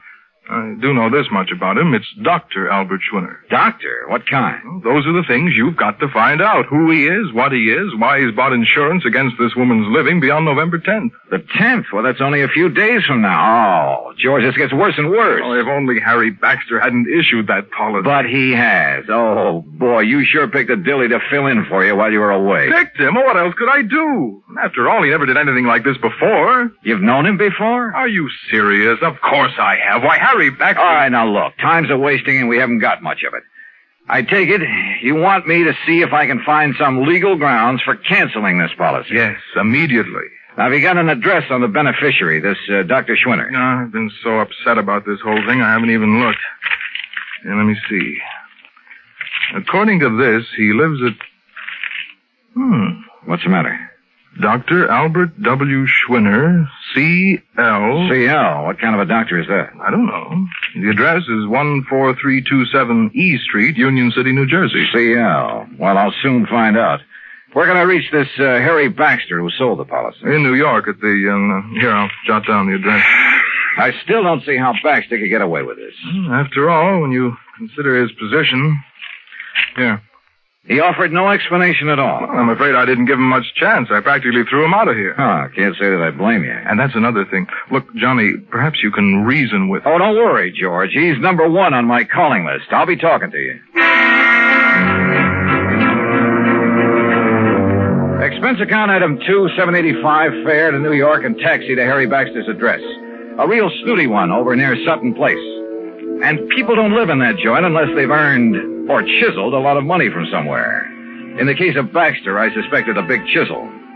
My suspicion was considerably heightened when he opened the door. His apartment was luxury from stem to stern. As for Baxter himself... Dollar? Why, of course, old boy. I've heard a great deal about you from my dear friend and colleague, George Reed. Dear friend, huh? Well, you say that as though you doubted it. Oh, I know, that filling in for him while he was away. Well, I really should have done better for the old thing, but I've had so many social obligations to meet these past few months, and after all, one must keep up with those things. Oh, I'm sure one must. Well, I did sell one policy, you know, a real dilly. Oh, that's the understatement of the week. I suppose I can't really blame him for being a bit excited about it, but he gave me no chance to explain why I assumed the policy. Why did you? Oh, now, really? Well? Well, I made it very clear to George that I would tell him when he calms down enough to be reasonable. Really, Mr. Dollar, he was in quite a tizzy. Brother, he still is. That's why he sent for me. But when he calms down, he'll be sorry he bothered you. Suppose you tell me why you issued that policy. You? No. What? No, I'll tell George when he's ready and when I'm ready. Oh, now, just a minute. And you may tell George I said exactly that. Goodbye, Dollar. You'll tell me, Baxter, right now. I'll do nothing of the sort. And what's more, since my plane for Europe is leaving shortly, I have no time to... Would you kindly remove your foot from the door? Not until I get an answer from you. Now start talking. If you can show some legal cause... Legal cause? Furthermore, your behavior at the moment constitutes trespass, illegal entry, call it what you like. And believe me, unless you leave here immediately, I shan't hesitate to ring up the police. All right. Now look, just tell me one thing. I might. What? What is your connection with the beneficiary of this policy? Dr. Schwinner. That's right, Albert Schwinner. But Albert happens to be a very close personal friend. Oh, I might have guessed as much. All right, then tell me this. I'm sorry, just one question. I've given the answer. Goodbye. Baxter. Are you hard of hearing? Look I here said now. Goodbye.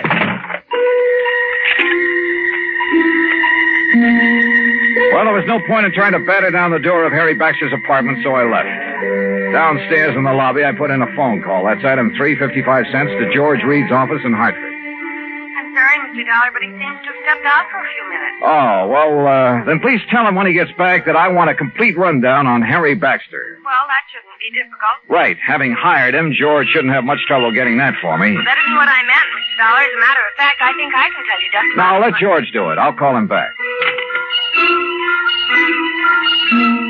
Item 4, 65 cents taxi to Mary Ellen Markham's apartment on East 52nd Street. A uniformed nurse met me at the door, told me I could stay with Miss Markham only a very short time, then led me into the bedroom. And there, carefully propped up in bed, lay a pale, wan, tired woman who looked to be 65 or 70. The room was full of flowers. You may leave us, Mrs. Haskell. I'll ring when I need you. Yes, Miss Markham. Sit down, Mr. Dollar. Thank you. I'm sorry I won't be able to speak with you very long. But as you can see... Yes, I can, of course. I'll get right to the point. You must know, I'm sure, that someone has just taken out a policy on your... Well, an insurance policy on you. Yes. It was so smart. And so helpful with Harry Baxter. Oh. You see, I am suffering from a rare, incurable disease of the blood. I'm sorry. I don't have long to live. A few days, perhaps. A few weeks at the most. Excuse me. This is such an effort. Well, you're getting the best of care, I trust. Yes.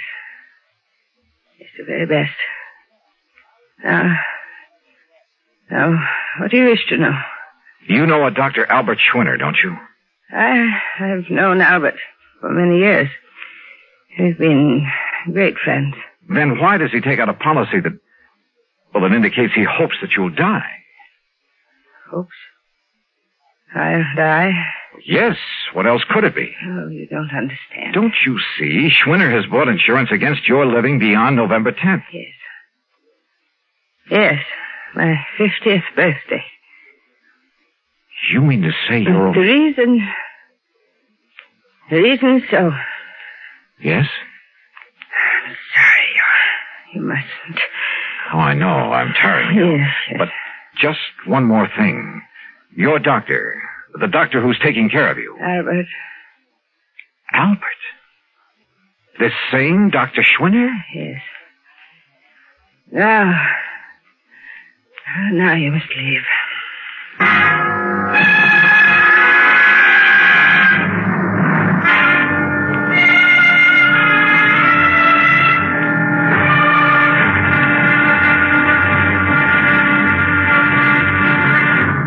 Act 3 of yours truly, Johnny Dollar, in a moment. Now, Act 3 of yours truly, Johnny Dollar, and the Hope to Die Matter.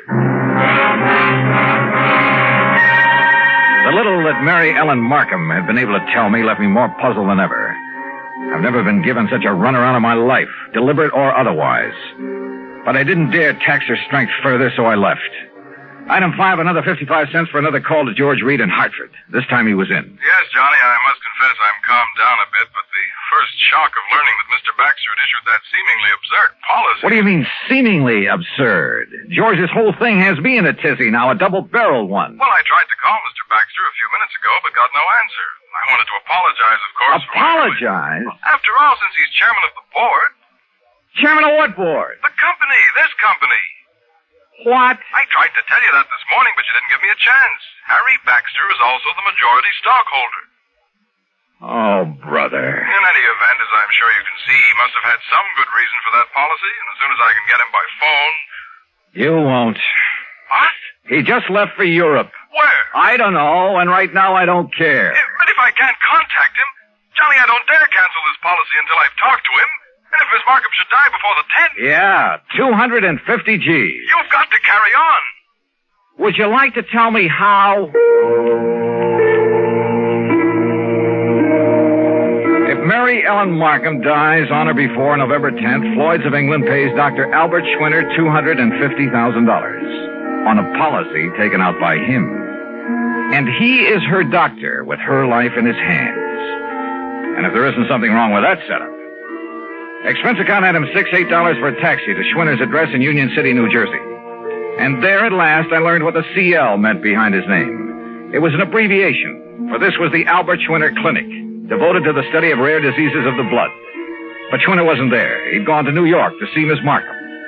Item 7, $10 even for a fast taxi ride back there to Manhattan.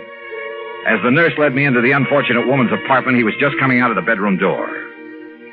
Oh, Dr. Schwinner, this is Mr. Johnny Dollar. Oh, Mr. Dollar, Harry Baxter told me I might expect you. Oh, he did, huh? Yes, he phoned me just before his plane took off for Europe. Pretty smart. You're an insurance investigator, aren't you? That is right.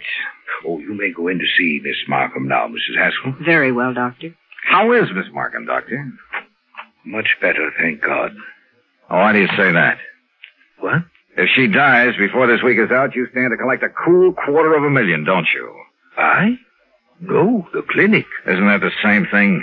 Hardly. Sit down, Mr. Dollar. Now, you're concerned about the rather unorthodox insurance policy that Mr. Baxter issued. I certainly am. I think you better let me tell you the reason for it. I think you'd better. At the onset of her illness some 15 years ago, the best doctors in the country gave her 5 years to live at the most. And that's when you came into the picture? Yes. Because of the devotion, the concentration of all our efforts to this one field of medicine, the clinic was able for the first time to give her hope. Her hope was justified. We have given her years of life. But now, wait a minute, Doctor. She told us then that if she could be helped to live until she was 50... And that'll be on the 10th? Yes. That would prove beyond the shadow of a doubt that our methods, our practices were right. That we could prolong and possibly ultimately save not only her own, but thousands, perhaps millions of lives. Therefore, she agreed that if she reached 50, she would make an outright gift of $250,000 to the clinic and its work. Money which is much needed, by the way. But then it began to look as though she might never reach 50. Yes. And she suggested this unusual insurance policy on her death rather than on her life. I see. But why Harry Baxter, chairman of the board of the insurance company, its biggest stockholder, whatever? I don't get it. Baxter's own mother died of the same disease, Mr. Dollar. Oh. Of course. Then he knew how necessary this money is to the clinic. Yes. And let's face it, Baxter is something of an eccentric. And that's the reason he chose this offbeat way to make sure you'd get the financial help you need. Exactly. Then, if I try to get this policy canceled... A great many lives in the future may depend on its remaining in force. Of course, if you feel it your duty... Doctor, my duty as I see it is to do just exactly nothing.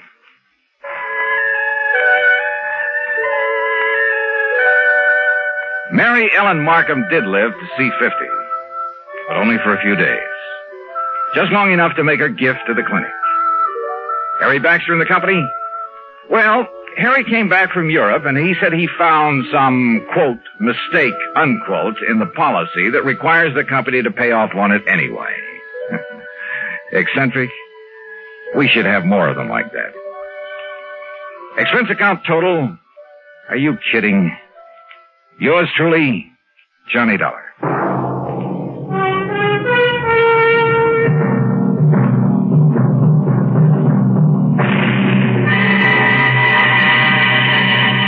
Deposits program.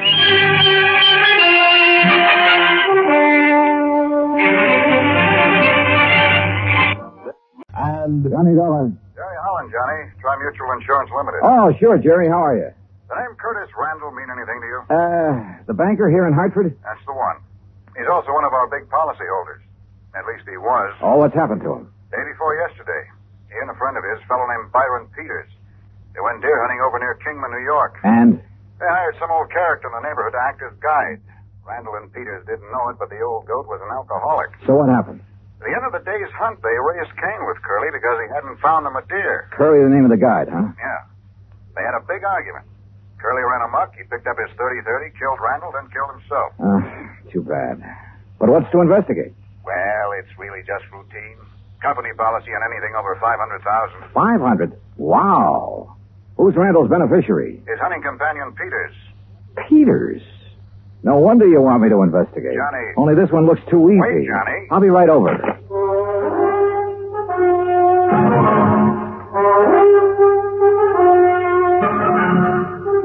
Bob Bailey in the exciting adventures of the man with the action-packed expense account. America's fabulous freelance insurance investigator. Yours truly, Johnny Dollar.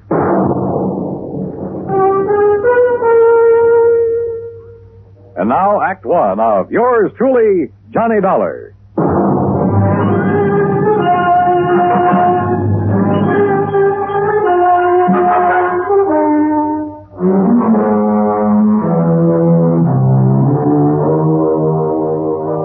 Expense account submitted by Special Investigator Johnny Dollar to the Tri-Mutual Insurance Company Limited, Hartford, Connecticut. Following is an account of expenses incurred during my investigation of the Hapless Hunter matter.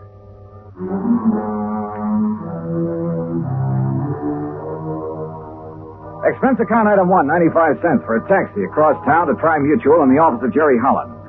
As they opened the door, he met me halfway. Hey, what was the idea of hanging up on me, Johnny? Then when I tried to call you back, you'd left. Well, sure. I figured if this thing only happened a day or so ago, the faster I could get working on it, the better. Well, I'll go along with you on that, but Where's now... this man Peters? In the hospital. Because if anybody should be suspect, he should. After all, as a beneficiary... What did you say? I tried to tell you on the phone, only you hung up. Byron Peters is in the hospital. Where? Over in Kingman, New York. Why? Because he was shot up, too, by that drunken guide when he tried to prevent him from killing Randall. Oh. Then Curly killed himself. Yeah.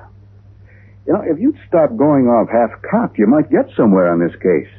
If it really is a case. Sorry, I guess I jumped to a conclusion you sure before. did. Oh, $500,000 is still a lot of money. Sure it is. If you need it. And Byron Peters doesn't? Well, according to the local police chief who called me, it was in Byron Peters' brand new Eldorado that they drove over to Kingman. It was Peters who arranged for the guide service. It was he who supplied the guns and equipment. Yeah, okay, Jerry. I'll take your word for it. What hospital is he in over there? Angel of Mercy. It's the only one. Any other information I ought to have? None that I can give you. As I told you, this is just routine because of the money involved, company policy. Of course, for your report, you might try to find out if this old Curly Summers, the guide, had any reason to have it in for Randall. Randall knew him before, huh? I thought you said Peters arranged for the guide. No, I guess I did. But now, Johnny... Let me have Peters' home address, will you? And Randall's. Sure, why not? And I hope you don't think... Did you know Randall well? Yes. Was he a drinking man? One martini before dinner, that's all. There you are. Why? How about Peters? Oh, I don't know. What difference would it make? Oh, just wondered. Don't kid me, Johnny. You've got something up your sleeve. Why, Jerry. Now, what is it? You know something about these people that I don't? Not a thing, so help me. But $500,000 is a lot of money. And I tell you that if you suspect Byron Peters, you're crazy. Did I say I still suspect But the way you've been talking. Did I? Well, no. Well, I do. Sure, with so little to go on, I had no reason at all to suspect Peters. Except for a hunch. But hunches have paid off for me more than once. Expense account item 2, $380, a tank full of gas for the drive across Route 6 to the New York state line.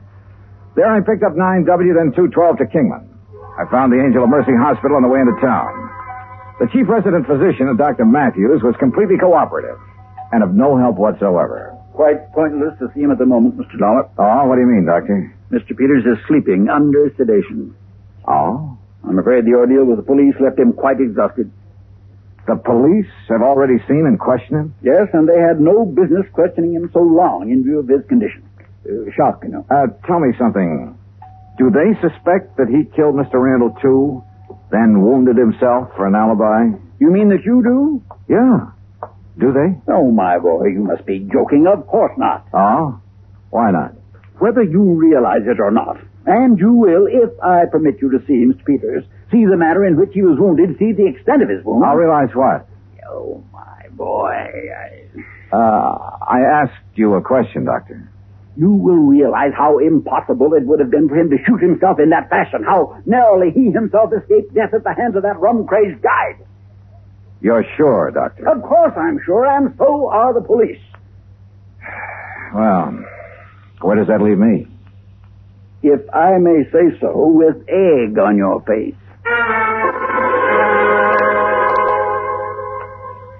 Act two of yours truly, Johnny Dollar, in a moment. And now, Act two of yours truly, Johnny Dollar, and the Hapless Hunter Matter. A hunting guide had run amok near the little town of Kingman, New York, and, according to report, was responsible for the death by shooting of wealthy banker Curtis Randall for the wounding of Randall's companion, Byron Peters. But Peters is beneficiary of Randall's $500,000 insurance policy. So, naturally, the old bug of suspicion began to gnaw away at the back of my brain. Until, that is, I saw Peters, his wounds, the x-rays, and finally talked with Captain McManus at the local police headquarters. Well, sure, we talked to Peters, Mr. Dollar, but only to find out exactly what happened when old Curly went off his rocker and started spraying lead with his hunting rifle, then shot himself. Then my suspicion that Peters might have done the shooting. Well, didn't you see how Mr. Peters was hit by that .30-30? Now, look. He saw Curly pull the rifle on Mr. Randall and shoot him down. Yeah. Yeah, so he lunged at Curly like this. Curly whirled around, pulled the trigger. Yeah. Well, the x-rays I saw. Sure. Well, then you know. When Peters lunged at him, the bullet creased his head from the top, went right through the muscles in the back of his left shoulder, and landed in the floor. So it's pretty obvious that Peters couldn't have shot himself. Well, it's impossible. He would have had to have arms 5 or 6 feet long to shoot himself on the top of the head at that angle. Hey, when did you first learn about this whole thing, Captain? When Mr. Peters came to, he phoned me from up at Curly's cabin where it happened. I went up there right away. And? Curly and Randall were dead. Peters was still lying next to the fireplace where he'd fallen. But if he was able to phone you? He pulled the phone over to him by the cord. Still had a good right hand, you know. Oh, I see. Where were Randall and Curly? Randall by the front door with a bullet in the back of his head. Curly lay between them. Just how much do you know about this Curly character? Well, that's the part I don't understand. Why he did it. I heard he was an alcoholic. Sure, he was the town drunk in a harmless sort of a way, except when he'd go off on a rampage and get into a fight or two, but never during hunting season. Uh-huh. Well, what did he do? Odd jobs of any kind, most anything. People had always refused to pay him until the job was done. To make sure he'd stay sober, huh? Well, at least reasonably sober. And just as soon as he got paid, he'd buy a lot of cheap whiskey and hole up in his cabin. That's where the murder occurred. Except during hunting season. Then he'd never touch it. Oh, he was a good guide, Mr. Dollar. He made a lot of money from the people who came up from New York City and Hartford and such. That's the part I don't understand, his hitting the bottle during the season. Well, did he ever have any trouble with his clients before? Oh, he'd bellyache about them being so rich when he was so poor, that sort of thing. But he'd have to get awfully drunk to... I swear I don't understand it. Well, look, Captain, I'd like to see the bodies of Mr. Randall and Curly. Are they still hereabouts? Still over at the coroner's office. Then let's go, huh? I wasn't quite sure what I was looking for. Maybe that's the reason I found it. At least found something that started that old suspicion bug gnawing away again. Peters, back at the hospital, had had a bad powder burn on his forehead, next to where the bullet had creased him. Okay. He had said that Curly the guide pulled the trigger when he lunged at him. Randall, there at the coroner's office, had no powder burns. Okay. It was apparent that he had been shot from across the room. But Curly, who was supposed to have shot himself upward through the jaw, also showed no sign of powder burn. Sure, the bullet hole indicated he could have shot himself by holding the gun at arm's length. A .30-30 is fairly short. But no powder burn. I said nothing of this to Chief McManus. Well, it pretty much bears out what Peters told me and I told you, doesn't it? Curly shot Randall, then Peters, then himself. Suppose just for the sake of argument, that Randall did the shooting. First, that is. Well, now, Mr. Dollar. Say, wait, speaking of argument, Peter said that Randall and Curly had a pretty big one. Because Curly didn't find him any there. That's when he started to get drunk and abusive. But as for Mr. Randall... On the other hand, suppose that Peters started the whole thing. Oh, now, look, that doesn't make any sense. Then try to kill himself? Well, isn't that what you're saying Curly did? Well, sure, but that's different. No good old bum realized he'd gone too far. There was no other way out for him. But a man like Peters, with money, everything he wants... Where is this cabin of Curly's? Well, quite a way. 10, 12 miles. How do I get there? Straight down Paris Street to the mobile gas station. You know where that is? Yeah, I saw it on my way in. Okay, you turn left there. You go 6 miles. Then take the first right-hand road right up the side of Deer Mountain until you get there. Okay. Here's the key to it. Oh, good. Thanks, Chief. I'll see you later. You want me to go along with you? No. According to you, this hunch of mine is all wrong. I'm sure of it. Okay, then. I'd better wing it alone. From the outside, Curly's cabin was a shack, nothing more. And there were enough cheap whiskey bottles scattered around the yard to sink a battleship. Inside, however, it was pretty comfortably fixed up. And back under the kitchen sink, I found a case of Prince Francis Scotch, nearly full. Had Curly suddenly changed his taste for the better? Or had somebody decided to bait him with it? By the dark stains on the floor, I could see where both Randall and Curly had fallen. Where Peters had gone down, there was also the rifle slug embedded in the floor. And I noticed the angle at which that slug had ended, as though it had been fired from the ceiling, certainly from higher than any normal man could reach. And Curly was only 5 foot 2 or 3. Then I saw something else, a heavy cord hanging down from one of the rafters above where Peters had lain. It was frayed at the end as though forcibly broken. Now, suppose someone had hung a loaded rifle there by the trigger so the slightest pull would set it off, had stood under it holding the muzzle carefully next to his head to one side, just close enough to...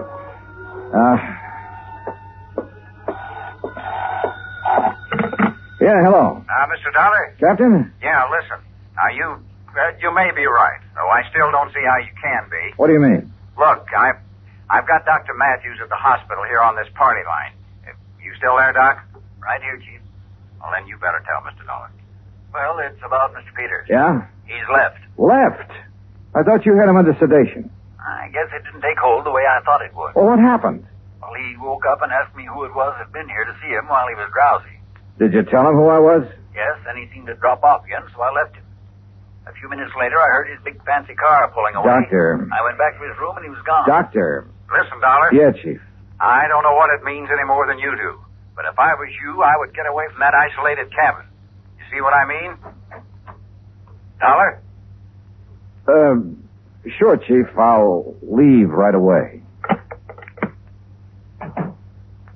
That was very smart, Dollar.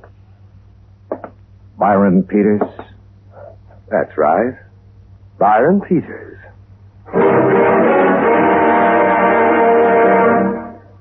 Act 3 of yours truly, Johnny Dollar, in a moment. And now, Act 3 of yours truly, Johnny Dollar, and the Hapless Hunter Matter.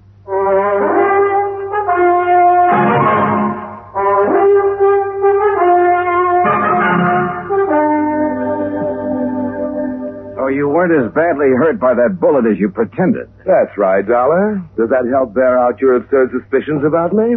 Not nearly so much as your coming up here to this cabin, Peters. What's that supposed to mean?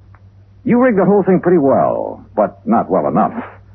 Why you wanted to get rid of Curtis Randall, I don't know. You're out of your mind. Randall was a friend of mine. You must have had some reason for killing him. Curly Summers murdered Kurt.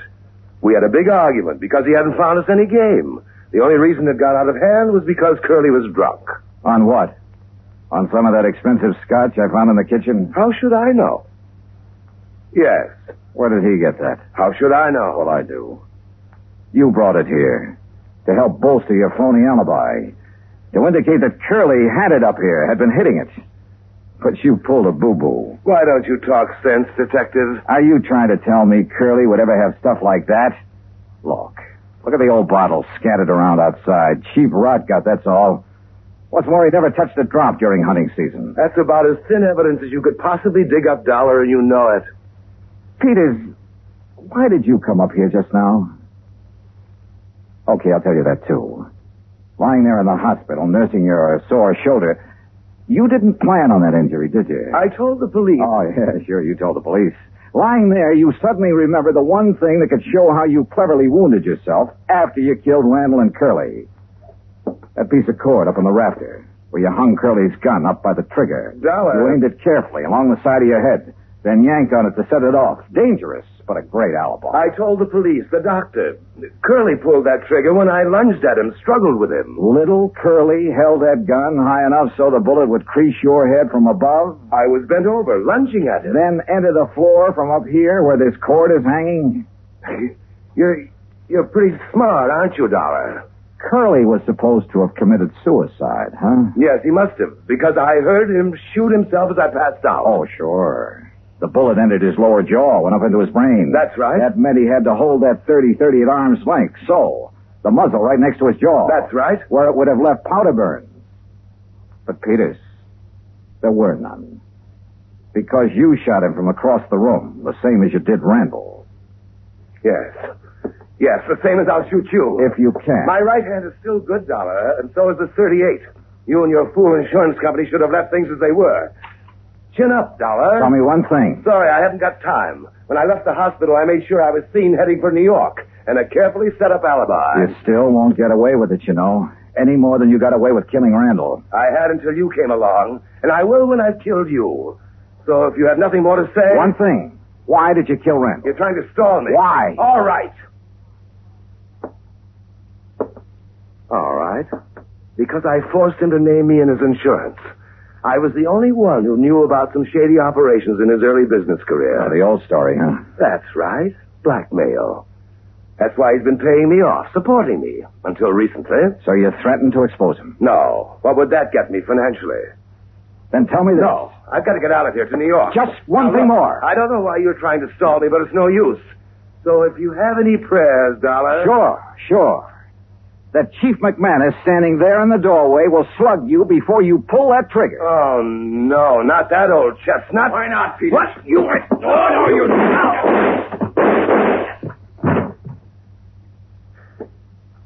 Doggone it, Dollar. I thought I told you on the phone to get out of here.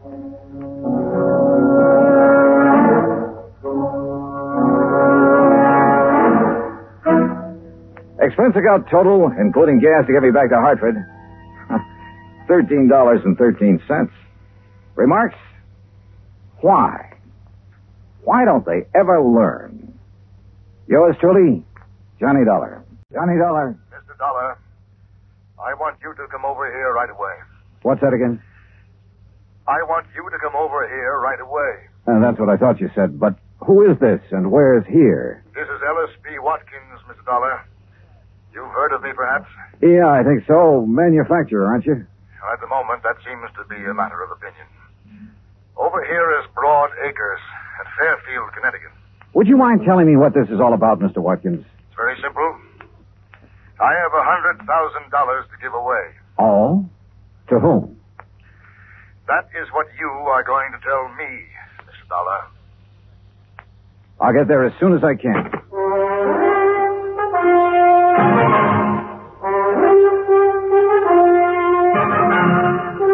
Bob Bailey in the exciting adventures of the man with the action-packed expense account. America's fabulous freelance insurance investigator. Yours truly, Johnny Dollar.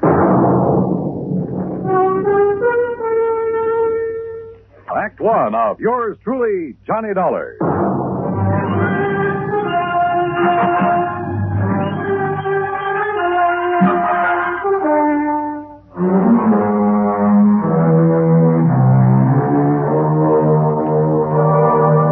Expense account submitted by Special Investigator Johnny Dollar to the estate of E.P. Watkins, Fairfield, Connecticut.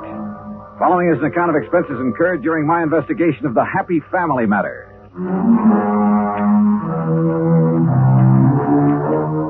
Expense account item 1, $1.20 taxi from my apartment to the home office of the Universal Adjustment Bureau and Pat McCracken. Well, it didn't take Mr. Watkins long to get in touch with you, Johnny. Yeah, I figured he must have got my name from you, Pat. E.P. Watkins holds a life policy for $100,000. Beneficiary was to have been his wife, but she died several months ago. Now he wants to designate a new beneficiary. You mean he wants me to tell him who the beneficiary should be? That's right. No, thanks. Now, look, You Johnny... look, Pat, I got tangled up in a family matter once before. I still have the scars to prove Johnny... it. Why doesn't Mr. Watkins pick his own beneficiary? Ordinarily he would, but in a case like this, it might take time. So what? From what I can gather, Johnny, Mr. Watkins doesn't have much time left to live. Oh? Okay, Pat.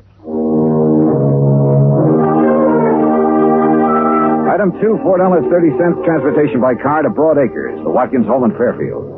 It was a big place, and it was old. I was shown into the library. E.P. Watkins was sitting in front of the fire. I could see that he wasn't well, but there was still a lot of strength in his face. Mr. Dollar, according to the medical authorities, I have somewhere between 1 week and 1 year to live. I'm sorry. I'm not. Oh? My wife is dead. My business is on the verge of collapse, and my children are strangers. Should I be sorry? Well, I don't know. I have 3 possible beneficiaries. A daughter, Sheila, 28 years old. A son, Michael, 26, and another daughter, Elizabeth, 24. Well, why not have all 3 share equally? Mr. Dollar, had I wished to do that, I would not be calling on you. The others will be taken care of elsewhere in the estate, I suppose. There is no estate other than this insurance policy. Oh. Most of it has gone down the drain of an ailing business. The rest will be consumed in estate expenses. I see. Watkins' money should be kept in the Watkins family as I see it. But I most emphatically wish the money to go to 1 member and 1 member only. And the other 2? They're to be left out in the cold, huh? I did not engage you to examine my motives, Mr. Dollar. You have asked me a direct question, and I will give you a direct answer. Yes, I intend, as you put it, to leave the other 2 out in the cold. You say there are 3 of them, Sheila, Michael, Elizabeth. What can you tell me about them? Well, Sheila, who lives with me, seems to think that she should be managing my affairs instead of I. Uh-huh. Michael seems to prefer the so-called life of an artist to assuming the responsibilities of the name of Watkins. And Elizabeth? Stubborn. Married to one James Lovett, who is quite convinced that he knows infinitely more about business matters than I ever did. Well, you seem to take a pretty dim view of all of them, Mr. Watkins. I do. I do indeed, Mr. Dollar. You know, one little item occurs to me. And what is that? Whichever 2 are left out aren't going to like it very much. Obviously. Which means they're not going to like me very much. Also quite obvious. So I intend to pay you a considerable fee. But you will earn it. Every penny of it. Act 2 of yours truly, Johnny Dollar, in a moment. 2 of yours truly, Johnny Dollar, and the Happy Family Matter. Well, this was undoubtedly the weirdest assignment I'd ever been handed, and from one of the weirdest characters I'd ever met, E.P. Watkins. And yet I couldn't help feeling sorry for him. He was really alone. And somewhere along the line, he must have been hurt pretty badly. I left the library and started through the drawing room. I'm Sheila. Oh, yeah. I'd like to talk to you for a moment. Sure, why not? Mr. Dollar, I know what you must think of my father. Oh, do you? But if you're inclined to judge him harshly, just remember, he wasn't always like this. Oh? So very many things have gone wrong for him. Like what? Well, I'm afraid the main thing is his feeling that the 3 of us, Elizabeth and Michael and I, have let him down somehow. He seems to resent us so terribly. Why should he, Sheila? I'm not sure. I think he resents me because I'm not a man. Oh? You see, I'm the oldest. And in many ways, I'm more like Father than the others are. If I'd been a man, I could have, taken over for him. Yeah, I see. I've tried to do what I could. Help make decisions, that sort of thing. But I think he somehow resents that, too. Well, I gather it hasn't exactly been easy for you living here with him. Somebody has to. And the others have lives of their own. Speaking of the others, I'd like to talk to them. Where can I find them? Elizabeth and her husband live in Cranford, New Jersey, and Michael's in New York, in Greenwich Village. Okay. Thanks, Sheila. Outwardly, she was poised, but I could tell she was nervous, tense. Her fingers wouldn't stay still. She kept shredding bits of cellophane from her cigarette package. Yes, she was under strain, all right, and I could understand why. Item 3, $8.40. Transportation to New York City to the Greenwich Village apartment of Michael Watkins. Mr. Dollar, you can tell Dad that I do not want that insurance money. Why not, Mike? Because it doesn't... Well, he doesn't owe me anything, and I don't owe him anything. It was a clean break, and that's just the way I want it. You're sure about that? I am. I'm doing what I want to do. I'm painting. Everything is just the way I want it. You know, Mike, you sound sort of like you were trying to convince yourself. I resent that, Mr. Dollar. Our family is split apart, that's all. Sheila's been trying her best to hold it together, but it won't work. Why not? Because I have had it. For years, Dad's been trying to cram Watkins and company down my throat. He knew my heart wasn't in it, but did that matter to him? No. Look, Mr. Dollar, I can make your job real easy for you. Yeah? There's one person in our family really deserves that money after what she's been through. Sheila? Yes, Sheila.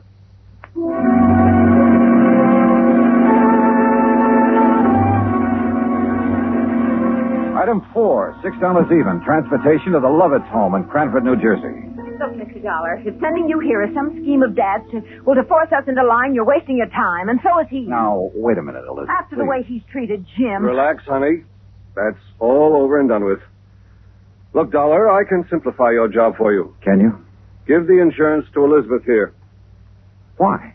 Because then I can get my hands on it. Oh? Well, what would you do with it, Jim? By controlling interest in Watkins and Company and put the business back on its feet. You once worked for Watkins and Company. Why did you leave? Because he's still running it the way he did 30 years ago. It won't work, and I wouldn't be a part of it. Jim tried, Mr. Dollar. He really did. But Dad wouldn't even listen to him. For years, he tried to get Mike to take over the business. But Mike prefers to be off in Never Never Land painting those lousy pictures of his. Now, Jim. They are lousy, and you know it, Liz. Look, Jim, you say Mr. Watkins didn't give you a chance to put your ideas into effect, huh? No. Finally, things got to the breaking point.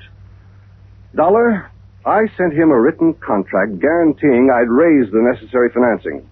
I asked for only 6 months in charge. Contract? But he wouldn't accept your offer, huh? No. Sheila begged him to sign. Finally, he sent word back for me to tear up the contract and get out of the company. I see. Well, Dollar, you've met all three of us now. Who's going to be the beneficiary? Sheila or Mike or Elizabeth?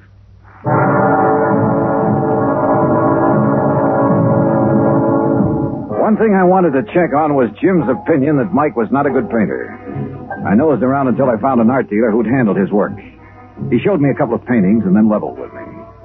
So far as he could see, Mike was a lousy artist.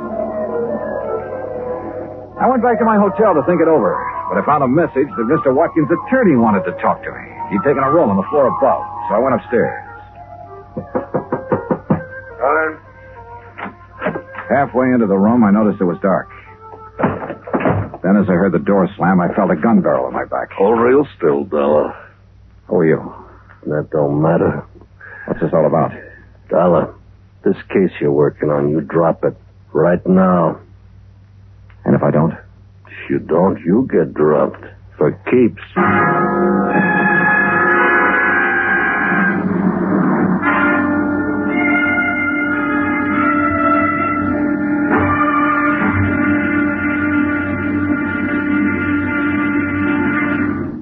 Act 3 of yours truly, Johnny Dollar, in a moment. Act 3 of yours truly, Johnny Dollar, and the Happy Family Matter.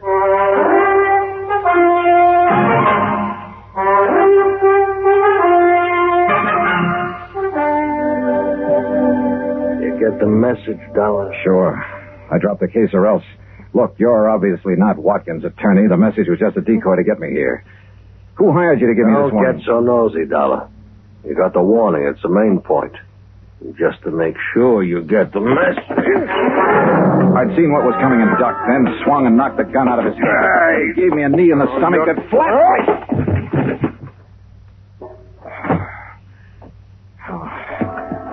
By the time I got got to my feet, he was gone.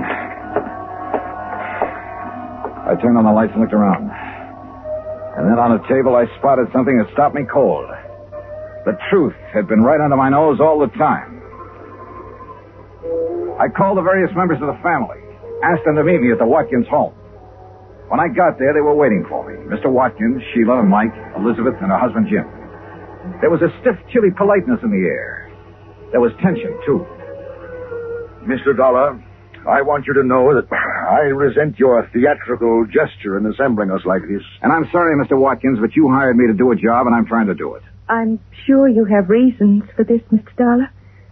But you must know how painful this is to Father. Yes, I know, Sheila, but it's necessary. I don't see why, Dollar. I'm coming to that, Mike. Now, look, let's face it. This is not exactly the happiest family in the world. It's been torn wide apart. All right. Why is it torn apart? Oh, that's ancient history, Mr. Dollar. Maybe some of it is, Elizabeth, but a lot of it isn't. Well, I don't see what's to be gained by rehashing all this. Let him finish, honey.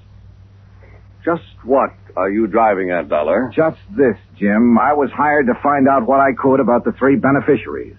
On the surface, everybody was very cooperative. On the surface? Somebody in this family didn't really want me to make this investigation, Sheila. They hired a strong arm to rough me up earlier this evening to make me drop the investigation. Nonsense. Sorry, Mr. Watkins, but I've got the scars to prove it. But who? Let's start with you, Mike. I want to know why you quit the family business and started painting. I told you. It was because Dad kept trying to cram the business down my throat. Why, you ungrateful. Well, it's true. I couldn't take it any longer. Sure. But you'd felt that way for a long while. What led you to make the break, Mike? Well, when even Sheila agreed it was no use, She encouraged you. Of course I encouraged him. I felt he should have the right to a life of his own. But Sheila, you told me that you had begged Mike to stay in the company. She was. What? I was acting in the best interest of the family. Were you, Sheila? Mr. Dollar, I don't know what you're trying to suggest. That brings us to Jim and Elizabeth here. Jim, you quit the company, too. Why? I've already told you, Dollar. Mr. Watkins refused my last offer of help. Kicked me out.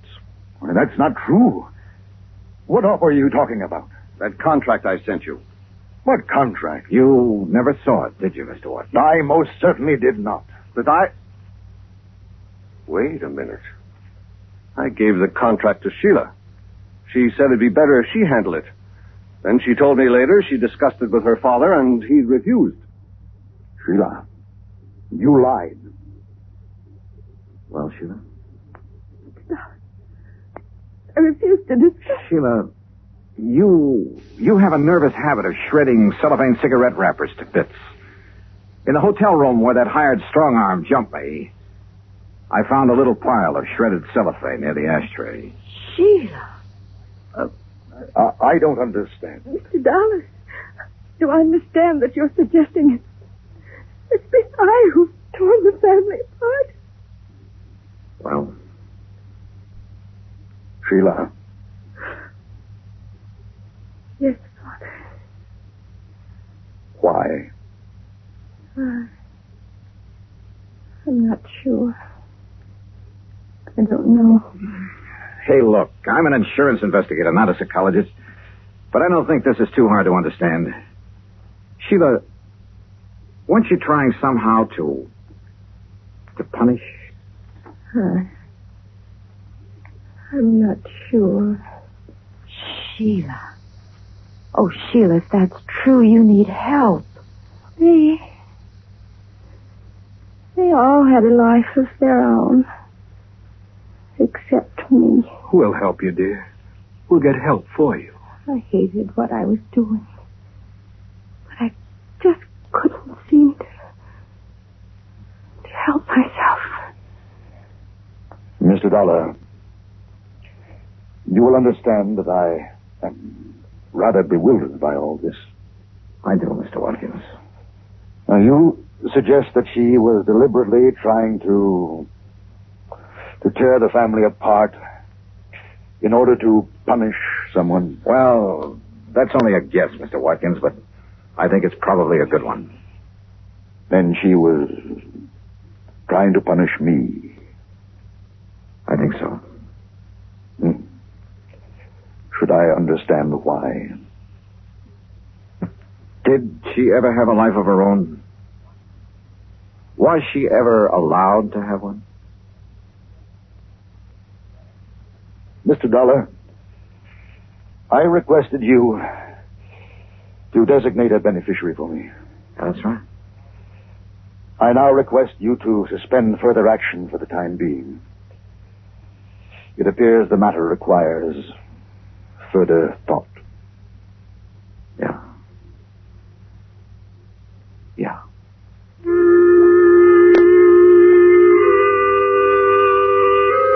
Item 6, $8.50. Transportation and incidentals back home. Expense account total, $73 even. Remarks? Sheila is now undergoing treatment, and the outlook is favorable. Elizabeth's husband, Jim, is managing the affairs of Watkins and Company. Mike is helping him. And I guess he's doing a good job. Mr. Watkins, well, he's still alive. And his doctor tells me that now the old gentleman has found some reasons to be alive, he'll probably be with us quite a while. And make all 3 of his children his beneficiaries. Yours truly, Johnny Dollar. Johnny Dollar. Pat McCracken, Johnny. How's the weather in Palm Springs? A blonde in a bikini just melted past my poolside window. Goodbye now. Oh, don't hang up. Johnny, this job's just a few miles north of where you are. It'll take maybe a day to clear it up. Yeah, you said that last Christmas, Pat, and I got trapped in a blizzard. This season, I soak in the sun. Happy New Year. John boy, we have a bonus list in this office. Your name could be on it. Near where I am, huh? It's a ghost town named Calico. An old prospector named Kringle is breathing his last up there. I thought old prospectors never died. He wants to change the beneficiary on a $50,000 policy, but a nephew, Ned Kringle, threatens suit if we let him. So you contact our agent, Gene Craig, in Barstow. Who's the new beneficiary? Carmen Kringle. Carmen? A borough. A borough? Yeah. If I don't hear from you, Johnny, Merry Christmas.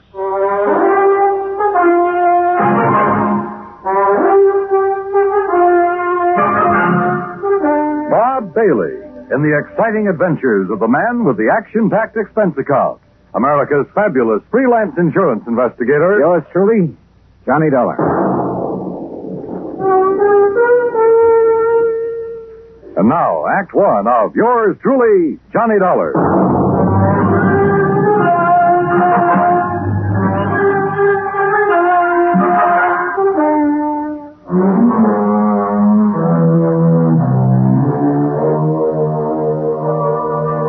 Expense account submitted by Special Investigator Johnny Dollar to the Home Office, Universal Adjustment Bureau, Hartford, Connecticut. Following is an account of expenses incurred during my investigation of the Carmen Kringle matter.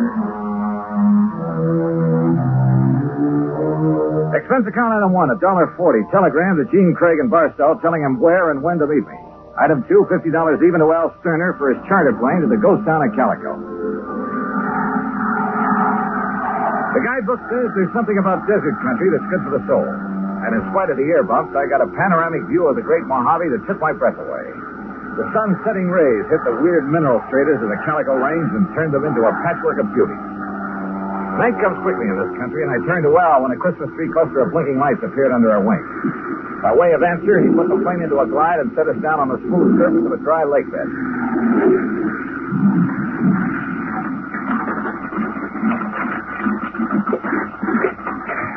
Johnny, you want me to wait around till your friend shows up? No, thanks.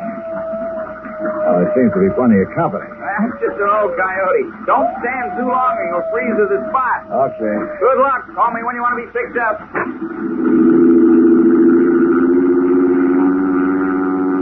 I watched Al's plane until it was swallowed by the darkness.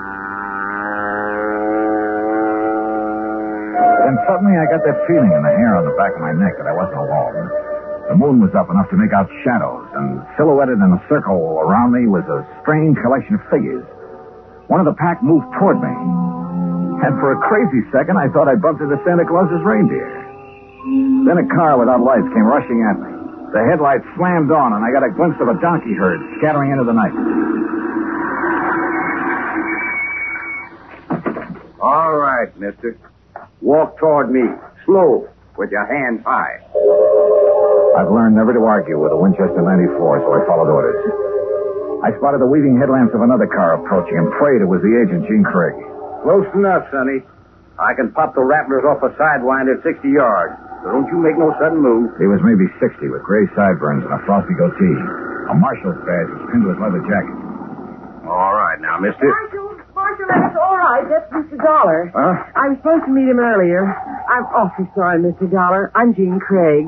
Huh? I couldn't get here until I drove Doc Spangler up to Chris. He's had another setback, Marshal. Yeah, some darn fool let down a rail on his corral and Chris Kringle's whole herd got loose. He don't give a chuck for most of them, though, except Carmen. Now he's fretting because she's running wild. Almost had him tracked down when this here fella showed up. If you vouch for him, huh, Jean? You are Johnny Dollar, aren't you? Well, a frozen facsimile. Come on, I'll drive you into Calico. You tell Chris that I'll have his Carmen back in the corral before the moon's full. And, Jean, Yeah, Marshal. tell the old sourdough to stay alive, will you? We need him around here. Sorry about mistaking you, Mr. Dollar.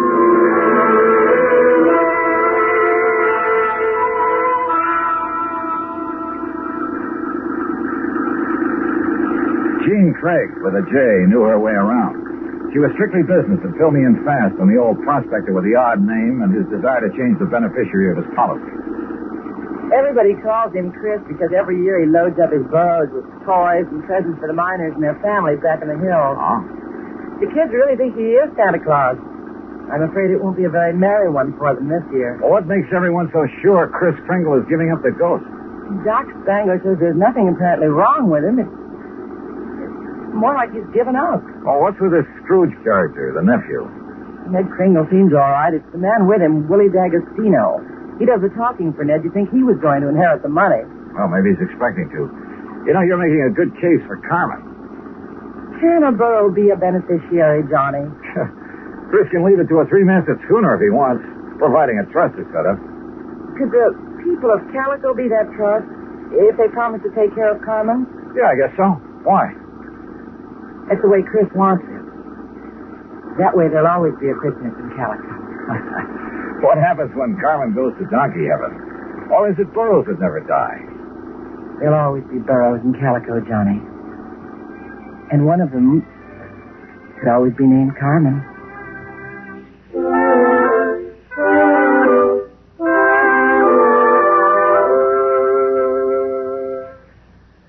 Act two of yours truly, Johnny Dollar, in a moment. Act two of yours truly, Johnny Dollar, and the Carmen Kringle matter.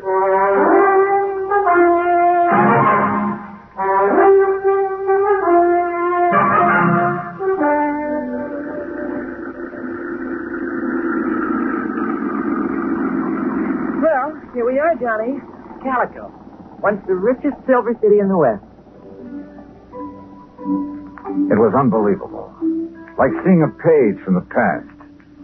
Walter Knott, famed creator of Knott's Berry Farm and Western historian, had bought the old ghost town's battered remnants and restored it to the way it must have appeared in the wild and fevered days of the Silver Lode.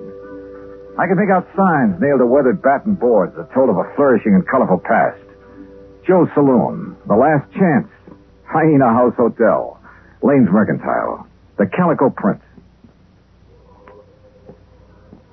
High on a hill at the edge of town, people were gathered at the entrance to a cave that was illuminated by hundreds of miners' lamps. Kind of gets you, huh? Almost like it was planned. They're rehearsing for the Christmas Eve pageant. Maybe you can spend Christmas Eve with us, Johnny. You don't have other plans? I have a day with a steam-heated swimming pool. What? Come on. Let's meet the old man. Expense account item 3, $100 for a quart of perfume or a mink scarf, anything to wipe the hurt look off of Jean Craig's face. She led me up the steps to the rickety porch of Chris Kringle's wooden shack. A tall figure carrying a black bag stepped toward us out of the shadows. Yeah, I'm glad to see you. Will you drive me back to town? Why, certainly, Doc. Oh, this is Mr. Dollar. Hi, son. Hi. Chris, is he still all right? I couldn't say. Been sitting out here waiting for you. You haven't seen the patient? The medical man knows the duty and all that, but I'm too old to talk back to a gun. They wouldn't let you in? Tired of it. Well, I'm not a medical man. Oh, please be careful, Johnny. I told you, Stallbone, stay away and leave the old man to... Well, If it ain't little Jeannie, the policy fixer. And who are you, mister? Willie D'Agostino. This is Johnny Dollar. He's from the insurance company to see about changing the policy. Who is it, Wally? Who are you talking to? Relax, will you, and let him give us some tourist directions back to Barstow. There'll be no policy changing at this late date, mister. Ned Kringle is very bereaved at the imminence of his uncle's demise. Just family admitted at this sad hour, so mosey along, folks. I'll leave the young man to his grave. Your foot is in the door, mister. I don't like your foot, and I don't like you. His hand moved to his shoulder holster, but Gene was standing right beside me. It was Doc who suddenly shouldered past D'Agostino and fled up the stairs that gave him my chance. I kicked the door wide, threw him off balance. I shoved Jeannie aside, and that was a mistake, because a million Christmas tree lights blazed up in my skull.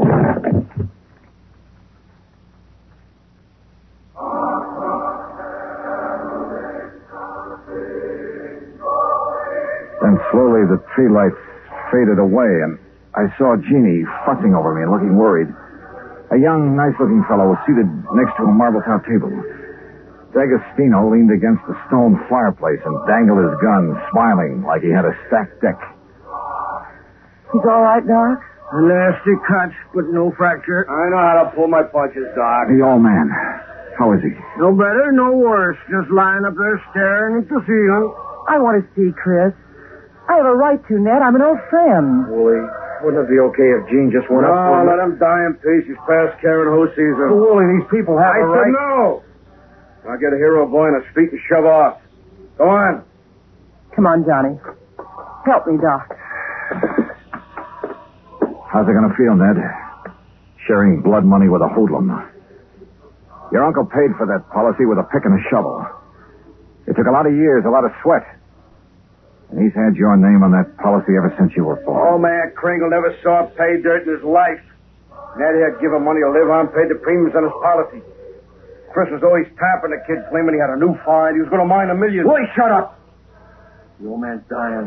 Tell him, Ned. Tell him how the old phony was always taking the bars, making like Santa Claus with the money you give him. Willie, haven't you got a... Tell him who owes you the money?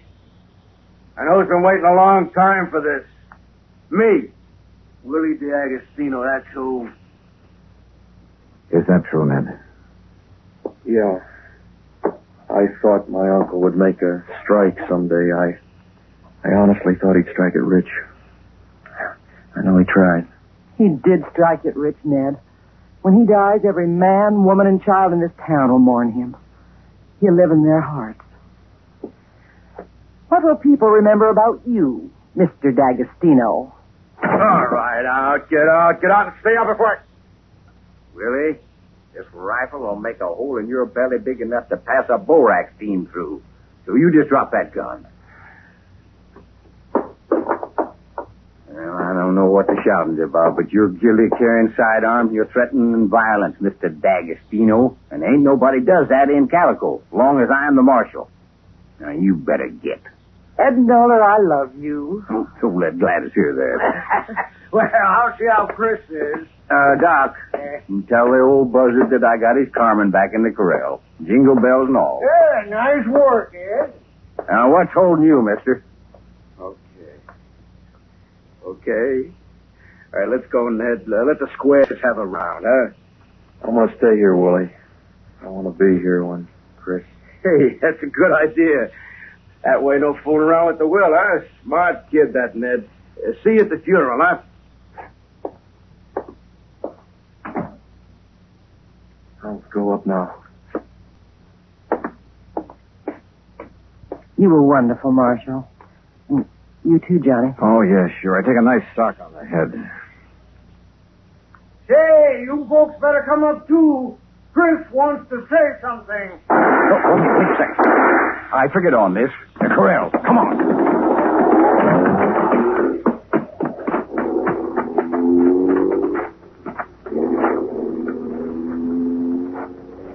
D'Agostino must have had another gun in his car. One of the bullets had found the mark he intended. Willie Boy wasn't taking any chances that Carmen Kringle would inherit $50,000. We found the burro lying on her side, quite dead. Jingle bells and all.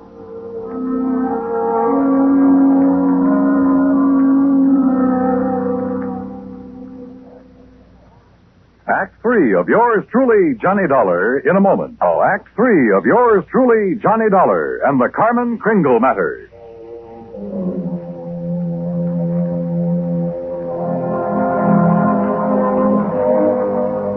Oh, Marshall. Johnny, how could he have been so cruel? Carmen dead. It's just not right. Yeah, I figured D'Agostino might be mean enough to try killing Chris's pet bull. We can't tell him about it. It would kill him for sure. You'll have to know the truth, Gene.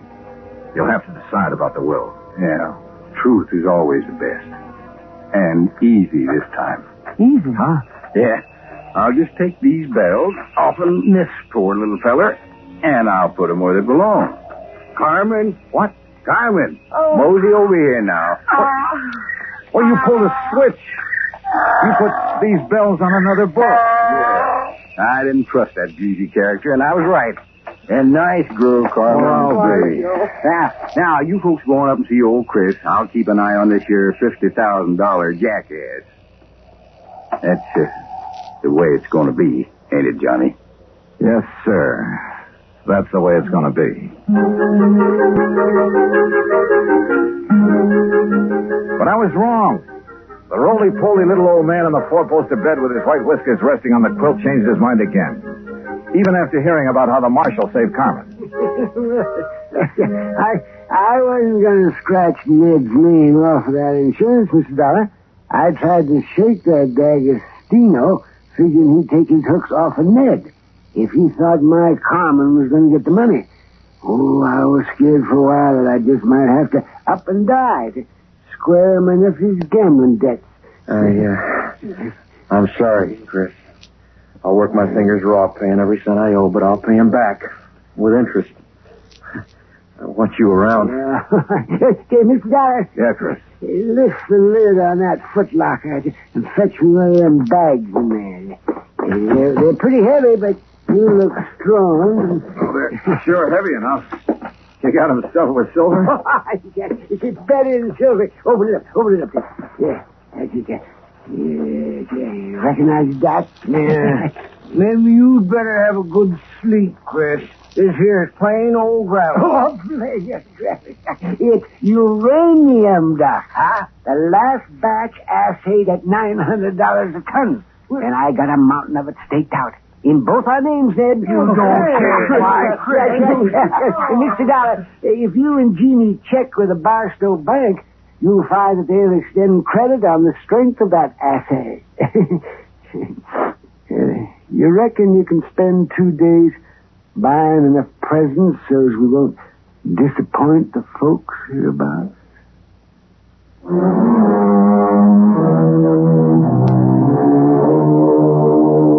Expense account item 4, $68 even. Telephone calls to 5 principal cities where I thought Willie D'Agostino might be remembered.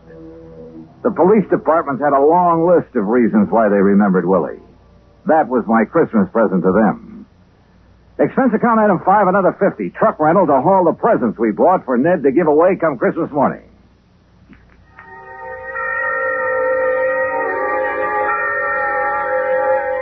And then it was Christmas Eve. We sat on the Kringle's porch and watched the procession up to the Maggie mine. The flickering lights from the miners' lamps reflecting on the faces of the happy children. Old Chris was bundled up in blankets, his little eyes twinkling, chuckling to himself like he knew all the answers to the universe. Jean was there, too. Kind of nice. Isn't it, Johnny? Kind of nice. Marshal Ed Noller was one of the wise men in the procession. I recognized the sideburns. And Doc Spangler couldn't hide his height. Oh, he wore an awful beard. Ned Kringle led the burro that carried the Blessed Mother. Yeah, you guessed it. The burro was Carmen Kringle. Expense account total, including return to Palm Springs and incidentals, $229.75. But forget it, Pat. This is the best holiday I ever had. And I was only cold at the start. From all of us to all of you, may this be your very merriest Christmas ever. Yours truly, Johnny Dollar. Johnny Dollar. I love you. Hello? Yeah. That does not please you. Oh, pleases me fine. Now, why don't you and I get together and we'll be able... That would be nice. Well, just name the time and the place and, Hey, wait a minute. Who are you? Carmela Hocares, Johnny. Oh, well, let's get down to earth. Carmela? Yes, Johnny. Well, usually when my phone rings this way on a Sunday night, I know. You expect some dull insurance agent to be calling you. Yeah. With a dull insurance matter for you to worry about, no? Yeah, that's usually the case. But this one does not need to be dull. You mean you have an insurance problem on your mind? Of course. So maybe you will help me? Well, just name the company, any company, and I'm on my way. The Universal Adjustment Bureau would be interested. So who cares if they're interested? Come on, Carmela, get to the point, huh? Come see me, Johnny. Tell your friend, Pat McCracken at the Universal. Yeah, sure. Tell him what? That I called you. Will you, Johnny? Are you kidding? Goodbye. Yeah, well, where can I... Hello? Hello? Huh?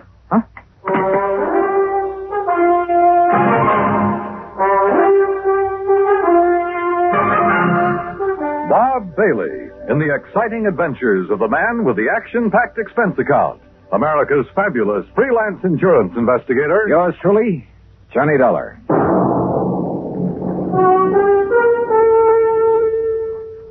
And now, Act One of yours truly, Johnny Dollar.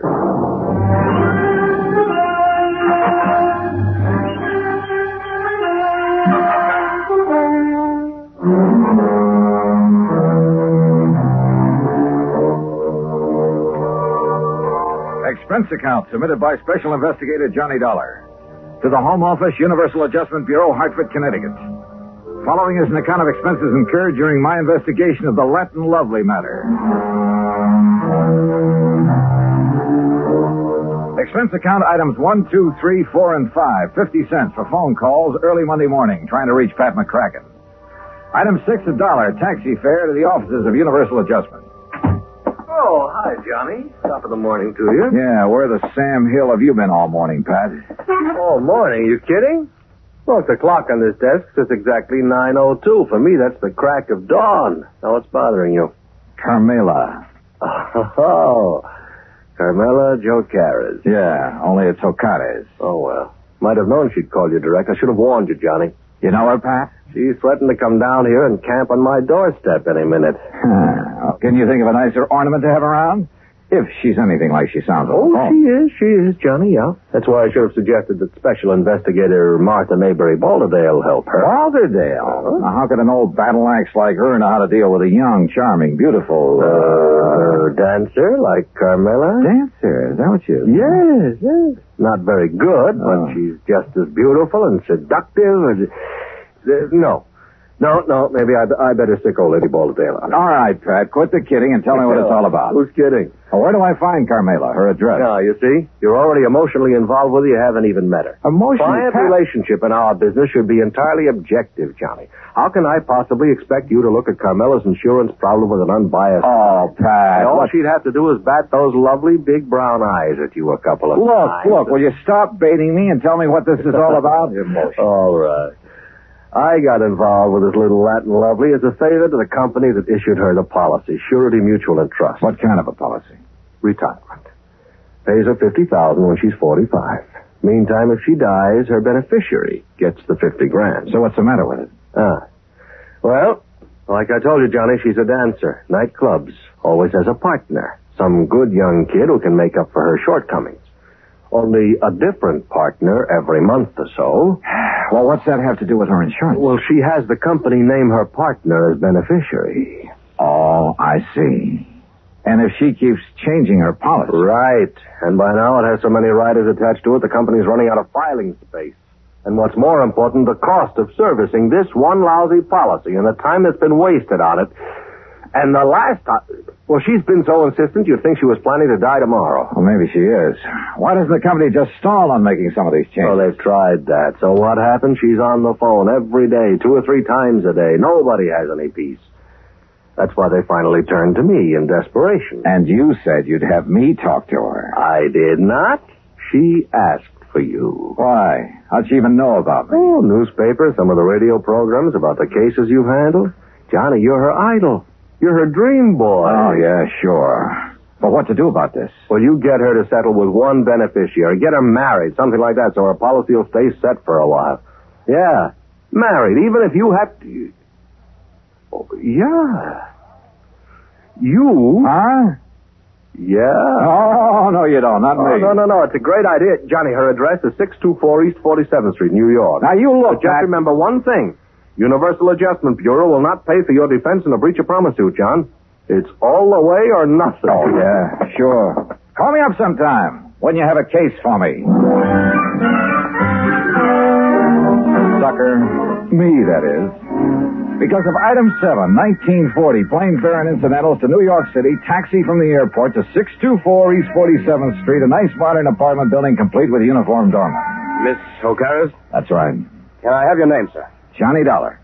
Oh, yes, of course. So, if you'll just give me her apartment number... may I see your credentials, please? My credentials? Well, sure, why not? Here, take a good look. Seems all right. Thank you, sir. Now, look, she's expecting me. I know, sir. Then what's all this fuss about? Hey, will you step into the lobby, please? Oh, sure. Now, what's the number of her apartment? One moment, please.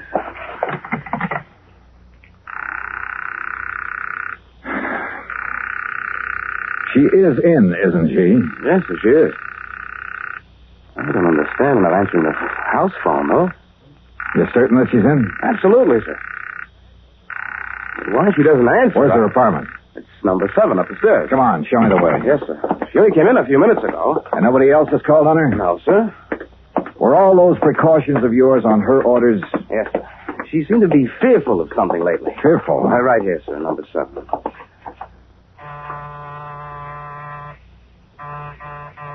That's funny. Miss Ocades! Miss Ocades! Carmela! Listen. What? That sound inside. There must be somebody You in got a there. passkey? Well, yes, sir. Come on, give it to me quick. But unless you have some authority, Mr. I have all I need.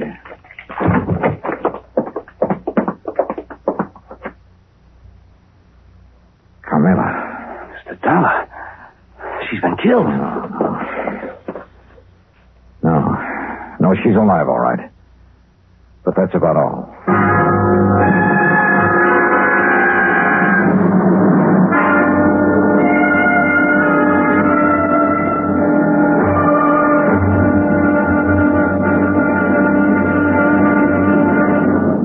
Act 2 of yours truly, Johnny Dollar, in a moment. And now, Act 2 of yours truly, Johnny Dollar, and the Latin Lovely Matter. Carmela Ocades, beautiful Latin American dancer who kept changing the beneficiary of her insurance policy to the point where the company was going crazy. Who demanded another change, this time almost desperately. We'd found her unconscious on the floor of her apartment. Bill, the doorman, discovered how her assailant had got in. Through the service entrance into the kitchen, Mr. Dollar. He must have run away when he heard us at the door. Any brandy, anything like that around here, Bill? Yes, a little bar there in the corner. Okay, I see it. Do you know a doctor you can call? I have a list on my desk in the lobby. Well, then go on down and call him. Isn't this a matter for the police? I'll worry about that. You get a doctor up here. Yes, sir. Carmela.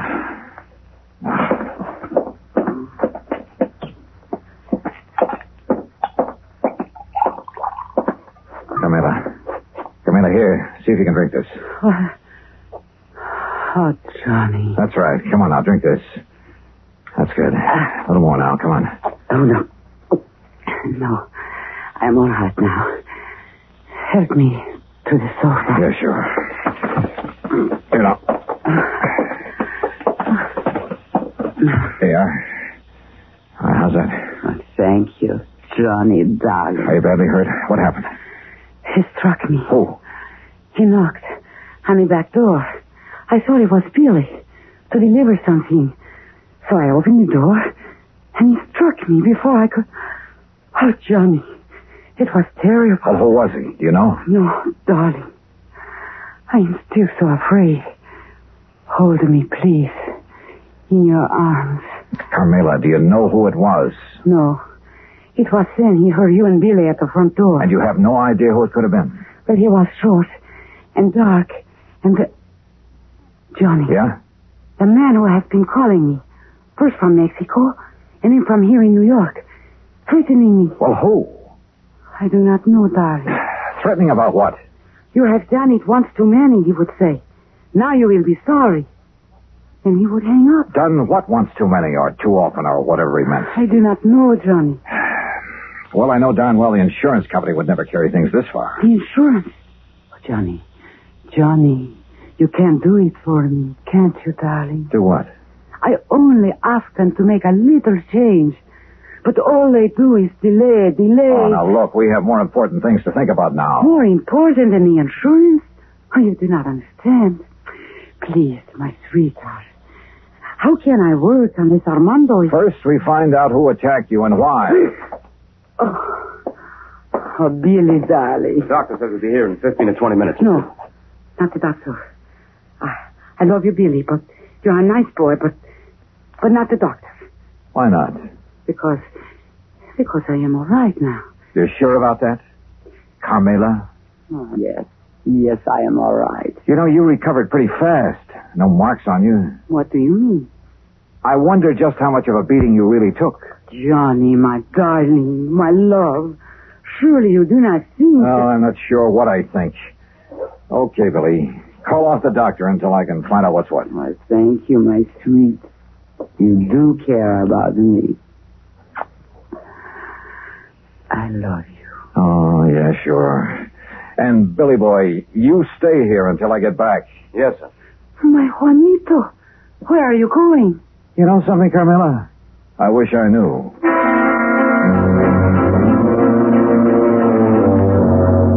I knew where I was going, all right, to 18th Precinct Police Headquarters, my old friend Randy Singer. If anybody could get me a rundown on Carmela and any of her contacts, he could. If Carmela's attacker left any fingerprints, his boys would find them. Cutting through the alley beside the apartment building, headquarters would only be a couple of blocks away. But that alley was a mistake.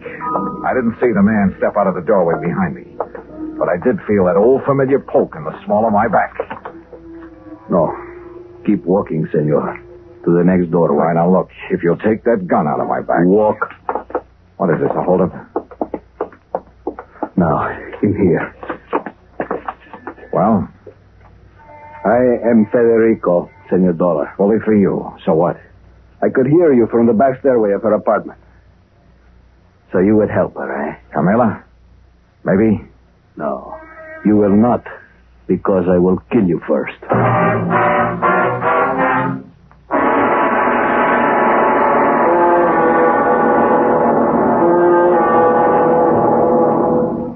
Act 3 of yours truly, Johnny Dollar, in a moment. Act 3 of yours truly, Johnny Dollar, and the Latin Lovely Matter.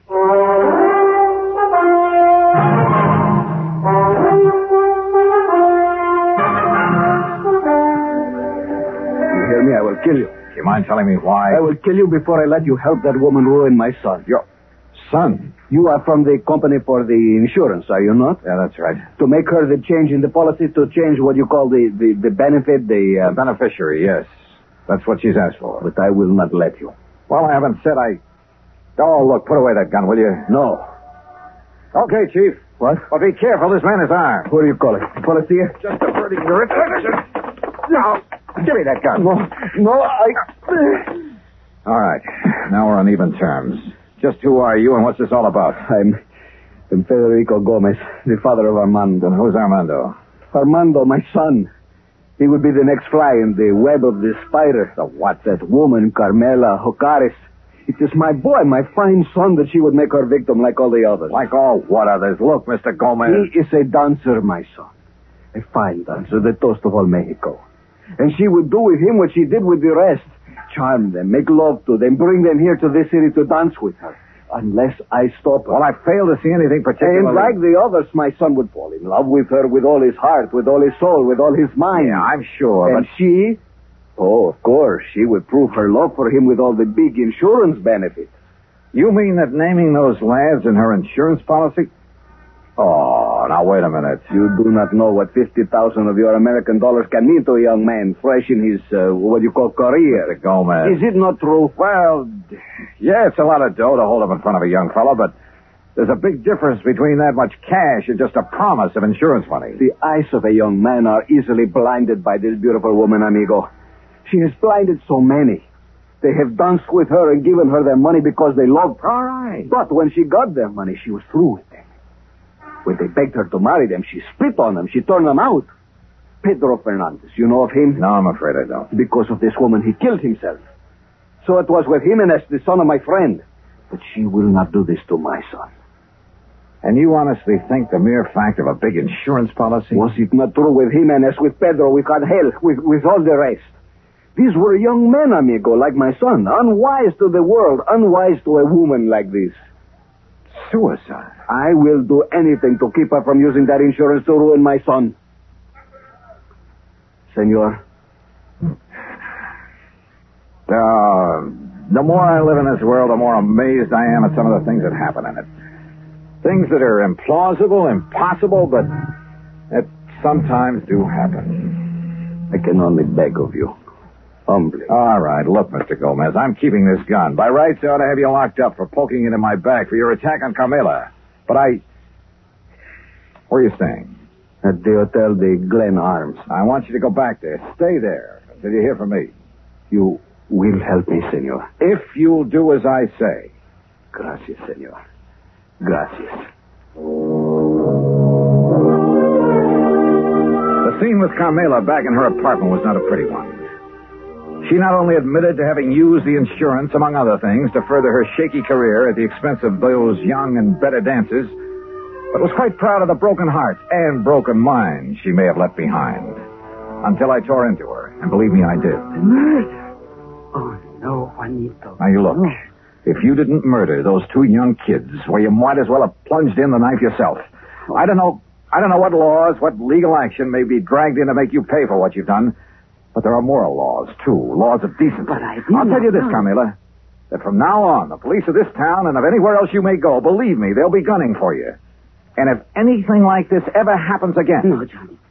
Johnny, please, you must believe me. I did not think. I was thinking only about myself. I did not realize... Well, it's high time you did.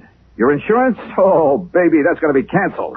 Unless you can think of someone far away from your career to leave your money to, someone you can't hurt. Oh, Johnny, I promised. Don't you see? Never before has anyone made me realize what I was doing. I have only had to think of myself.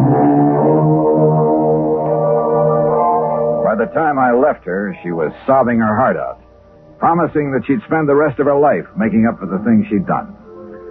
And who knows? Maybe... Well, who knows?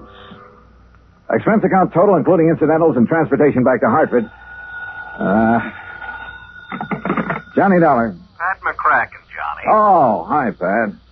Well, I just got around to finishing up my report and expense account on that Carmela Jocares thing last You week. can just forget the expense account part of it. I got what? Oh, for the life of me, I don't know how you did it. What are you talking about? The company just sent me a copy of the rider, Johnny, the last and final rider on her policy. Oh? Naming the new beneficiary. And absolutely, irrevocably, it can never be changed again. Whom did she name, Pat? Some old childhood... Are you kidding? You! What? You sly dog. Hello. Hello. Well, I'll be... Yours truly, Juanito Peso. Johnny Dollar. This is Harry Branson, John. Hi, at Harry. the Philadelphia Mutual Liability and Casualty Insurance I Company. said hi. How are you? Oh, yes. Well, I'm fine, thank you. But that's beside the point. John, this thing has me terribly upset. Comes the day you aren't upset over something, Harry. It'll be a miracle. What's it all about? Can you come down here to Philadelphia right away? Don't see why not, but now what seems Believe to me, be... if you can clear up this matter, I shall be eternally grateful. $985,000. Wow. For what, Harry? Of course, anyone, any criminal, that is, could be suspect in the theft. Theft of what? But the murder, it doesn't make sense. What does it? What do you think, John? What do I think? Look, Harry, you haven't yet given me... What possible reason could there have been for firing the shots at... How about the butler? What, the butler? Of course, I never thought of that. John, what butler? Oh, I'll be down to see you, Harry. Goodbye. Wait. You mean you know something about this case that the police and I don't know? I don't know anything about it yet. I'll be down to see you. But in that case... Goodbye, Harry. But in that case, John, if you don't know anything about it, what leads you to suspect the butler? And what butler... John, you have me all confused. Then that makes us even. Bye. But, John... So help me. If it weren't for the big fat expense account I can foist on Harry Branson, well, here we go again.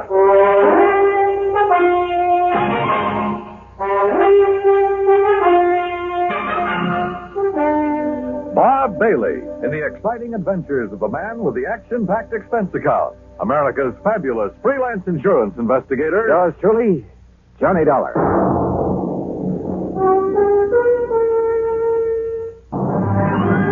Now, Act One of Yours Truly, Johnny Dollar.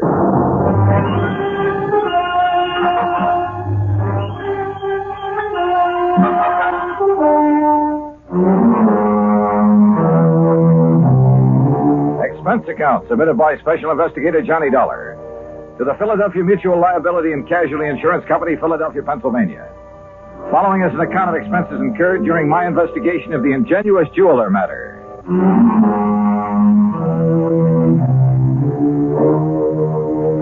Expense account item 1, $32.70, train fare and incidentals, Hartford, Connecticut to Philadelphia. Cab to Harry Branson's office on Walnut Street. I found him sitting at his desk, his head in his hands.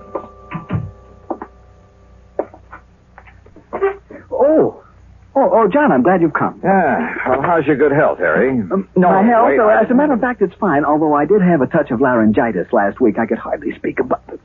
John, why do you always try to take my mind away from matters at hand? I simply asked Particularly something as important as this. All right. As what? The Beaufort collection, of course. Beaufort? Oh, yeah. Seems to me I've heard about that. Jewelry? One of the most important small collections in the world.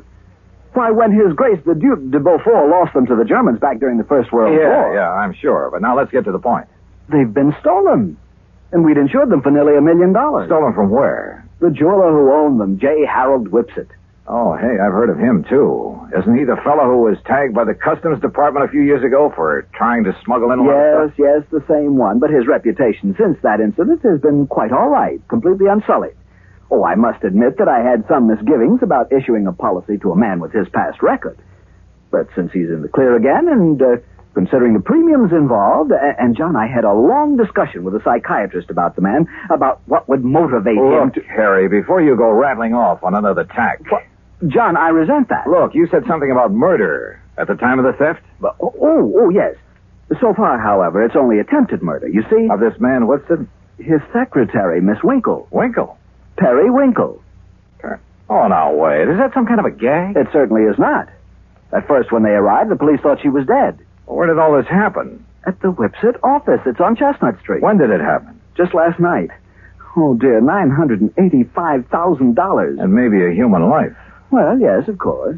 Now, tell me all you know about it, Harry. Well, the Beaufort collection contains several diamond and emerald brooches that date back to, let me see. Forget the dates. What I want to know is... the fact that all the stones were rather small and of conventional cut means that once they're remounted, no one could ever identify them.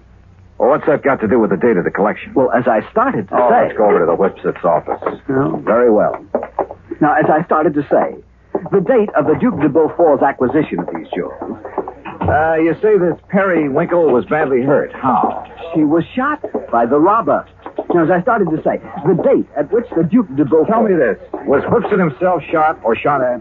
No, and I'm sure he'll tell you all about that when you see him at his office. He's certain to be in this morning. As I started to say, John... Down, going down, gentlemen. Yeah, thanks. Come on, Harry. Step in, please. Harry! As I started to say, John... John? Whether I wanted or not, during the 9-block taxi ride up Chestnut Street, I got the whole history of the Duke de Beaufort's jewels, from the time of the French Revolution to the present. That cab, by the way, is item 2, $1 even. What I did want to know was more about J. Harold Whipsit. After all, a man who had once attempted fraud against U.S. Customs.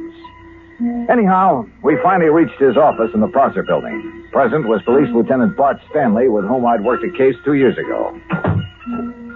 Glad to see you, Johnny. Yeah, same here, Bart. Well, what do you make of it? So far, blanco. Is Whipsit here? One of the boys took him down for some coffee. He needs it after what happened to him last night. The Beaufort jewels, huh? Yeah. Yes, I told Mr. Dollar all about them, Lieutenant, how the robber took nothing else, how the jewels themselves came into being, how back in the Harry, we've got work to do here. Well, after all... Now, look, Bart, this man Whipsit, his reputation in the past. I know exactly what you're going to say. I might have thought the same thing, Johnny, if I hadn't seen exactly what happened. Tell me what did happen. Lieutenant, you look very tired. Yes, Mr. Branson, I am. After all, having been up all night on this thing, suppose I bring Mr. Dollar up to date. Well, sure. Oh, no, you don't. I want to find out now, not next week. John. Go ahead, Bart. Well, Whipsit and his secretary, Perry Winkle... Isn't that a name? Yeah, sure is. Where is she, by the way? Jefferson Hospital. Anyhow, they were here very late last night working on the books. Came a knock on the door. Whipsit opened it. This man barged in with a gun and demanded the Beaufort collection. And? Well, Whipsit argued with him, finally gave in when the guy threatened to shoot him. But Miss Winkle made a dash for the door. The intruder let her have it, held the gun on Whipsit, tore out the telephone line, then locked him in and disappeared. And that's it. Wait a minute. How could he lock Whipsit in his own office?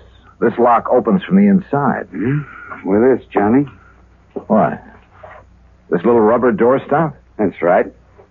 But I don't I'll see... tell you how he did it, and why this little rubber wedge is absolute proof that Whipsit couldn't possibly have rigged this whole deal.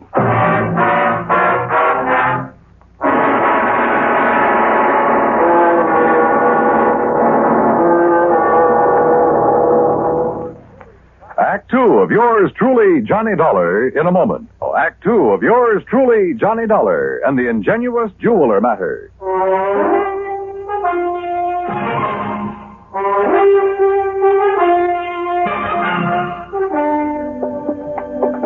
Look here, Johnny. This door. What about it, Bart? Oh, this is a real old building. All the office doors open outward into the corridors. See? So? All right. After the robber made Mr. Whipsit hand over the jewelry, he shot the secretary, Miss Winkle. Then he yanked out the telephone, beat it, and slammed the door on Whipsit. But you said locked him in, and I don't see how... Look, with this little rubber wedge. Door opens outward, right? Don't you see, John? Oh, wait a minute. Sure, of course I see, Bart. Sure. He simply jammed the doorstop under the edge of the door from the outside. Sure. So the harder Whipsit pushed against the door, the tighter it jammed. The telephone knocked out. All he could do was bang on the door and holler out the window. That's what tipped you off? The policeman on the beat down on Chestnut Street heard the shot and then the yelling. By a stroke of luck, I pulled up in a prowl car just about then. I see. We came tearing up here and found out how somebody locked Whipsit in his own office. Whoever did it, Johnny, must have cased the joint to know about the doors opening outward. Yeah. Makes any suspicion of Whipsit himself. Well. Yeah, it makes it look a little silly. Anyhow, he was pretty much beside himself, more upset over the girl lying there with a slug in her than he was over losing the collection. Any idea what kind of a gun was used on her? The hospital sent the bullet over to the lab. It was a .38 special. And she was in pretty bad shape, huh? Well, we thought at first she was dead. So did Whipsit. Could he give you a description of the assailant? Yeah, but it's not much help. Could apply to 500,000 men in this big city. What about fingerprints? None. Guy wore gloves. Has the girl been able to tell you anything at all? She was unconscious, Johnny. Has been ever since. I'm afraid it's going to be curtains for her. Oh, too bad. She's over at Jefferson, you say? Yeah, but there's no point in going over there. Even if she came to for only a couple of minutes, she might be able to give us something to go on. What could she tell us that Whipsit hasn't already told us? Well, we're back, Lieutenant. You want Mr. Whipsit to stick around? No, I guess not, Conroy. I took him over to a place I know on Pine Street and poured a couple of stiff drinks in him. He needed them. And you too, Conroy? Oh, now, Lieutenant. Mr. Whipsit, this is Johnny Dollar, insurance investigator. Mr. Dollar. How are you? You know Mr. Branson, I guess. Oh, yes. Oh, yes, indeed. And may I tell you, Mr. Whipsit, how dismayed I am by what's happened here. Oh, thank you, Mr. Branson. It's been a terrible... It certainly has. $985,000. I was speaking of poor Miss Winkle, sir. Oh, yes, of course. Yes. Mr. Whipsit, this girl, Miss Perry Winkle, she was your secretary? She was more than that, Mr. Dollar. I loved her. How is she, Lieutenant? Has there been any word from the hospital? Well, yes, Mr. Whipsit, there has. And it's proof that modern medicine is a very wonderful thing. What? Oh, what do you mean, sir? Yes, John. It may take time, of course, a long time. Yes? As a matter of fact, she hasn't even regained consciousness yet. I see. But it looks as though she'll fully recover. Oh, I see. Well, I hardly need tell you how I feel about that. How glad I am. I told that little white lie to see what, if any, reaction I'd get. And I had a strange feeling that his words, how glad I am, were not quite true. Fortunately, neither Harry Branson nor the lieutenant questioned my apparent knowledge of the condition of the girl. Even better, the lieutenant rose to the occasion. Well, as I see it, there's really nothing further we can do here. You look like you could use some sleep, Mr. Whipsit. And Conroy and I'd better get back to headquarters, see if the boys have run down anybody who fits that description you gave us. Yeah, good idea. Let's go, huh? And Mr. Whipsit, you close up and go on home and get some rest. Yes, I will. Thank you. Thank you very, very much. You have no idea what a terrible shock this has been for me. Of course, you'll keep yourself available if we need you further. Oh, of course, Lieutenant.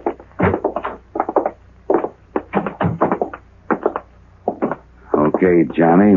What was that all about? Telling him she'd recover. Yes, John, I almost interrupted. I was afraid you would. That's why I kept talking. Bart, I'm going over to the hospital. Oh, now look, If Johnny. there's only one chance in a million of that girl regaining consciousness, I want to be there when she does. You still suspect Whipsit? Did I say that? Don't you see, John, the whole thing hinges on that little rubber doorstop. On the fact that he couldn't possibly have locked himself in with it. Branson's right, Johnny. Okay, then I won't go over to the hospital. Ring for the elevator, Harry. Oh, sure. John, what will you do? Call him on the phone down in the lobby instead. This is Dr. Kenworthy. This is Johnny Dollar, doctor, insurance investigator. I'm calling about Miss Perry Winkle. Oh, yes. I was about to call the police. She's conscious now? She died, Mr. Dollar, less than 5 minutes ago.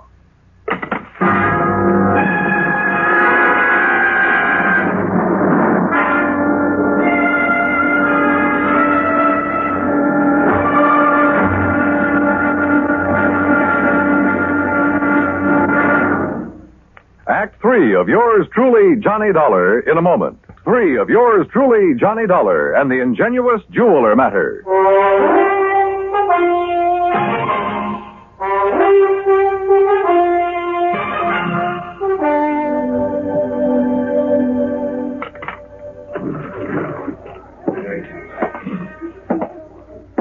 Well, what'd you find out from the hospital, Johnny? The girl is dead about 5 minutes ago. Oh, dear.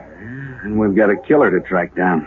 Now I'd better get on over to headquarters. I'll phone poor Mr. Whipsit. He left the building while you were in the phone booth, John. Bart, have you got a key to his office upstairs?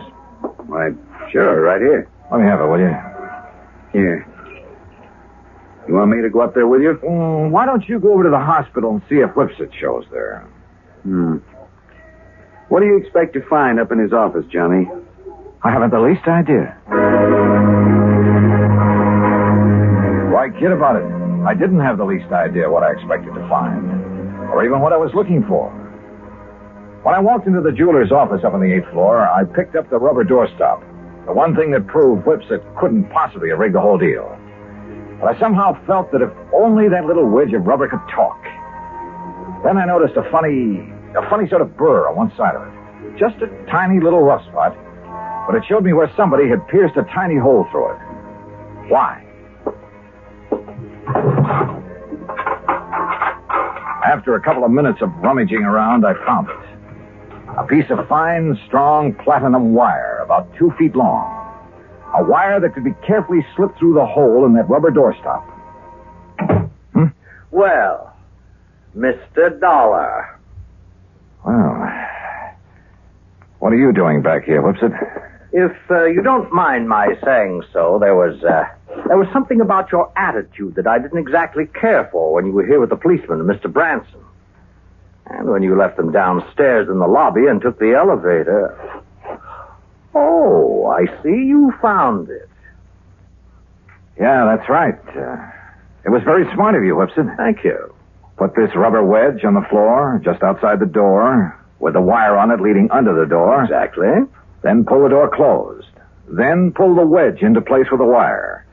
And the door can't possibly be opened from in here. You've locked yourself in. The more you push on the door, the tighter the wedge holds it. That's right. And you don't forget to retrieve the wire by pulling on one end of it. I suppose those are the gloves you wore when you killed Miss Winkle, so you'd leave no prints. Oh, then she's dead. How fortunate for me. And that's the gun you used? Yes. I'm afraid she was rather averse to my breaking down the Beaufort collection, melting down the mountings and secreting the stones at my home. And, of course, claiming the insurance money, but after all, nearly $1 million. Why are you telling me all this? Because, you see, this is also the gun that will kill you. After which I shall lock your body in this office using the doorstop again. It's a rather nice touch, don't you think? Is it? Well, don't you see? It's now a sort of a trademark of the completely unknown thief, the unknown killer of both the girl and you. Oh, no, wait a minute. Do you think if I found out how you did it, the police can't? Did they, even after their lab crew spent the whole night up here? I guess you got a point there. Yes. Now, turn around, Dollar. Oh, turn around. Well? You see, I'm going to have to shove this gun into your back to muffle the sound. Look, Webster. Unless you have a better idea. Well, I have. What? Oh, me. Oh, I suppose I might have known this whole thing seemed too easy. All right, Lieutenant. All right, Conroy, wrap him up. Right, Lieutenant. Hands out, Whipsit.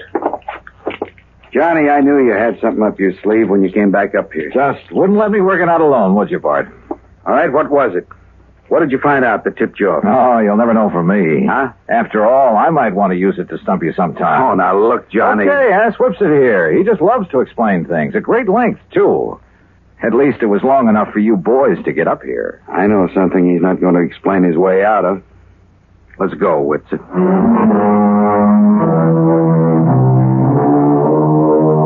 Harry, I think I'll have to figure out some way to pad my expense account even more than usual in cases like this. I mean, where a .38 slug nearly ends up in me. After all, fun is fun, a job's a job, but some of these laddies carry things too far. Come to think of it, I'll have to run down to New York again to appear against Whipsit. So, expense account total, including that and transportation back to Hartford and all the incidentals I could possibly think of, $181 even. Yours truly, Johnny Dollar.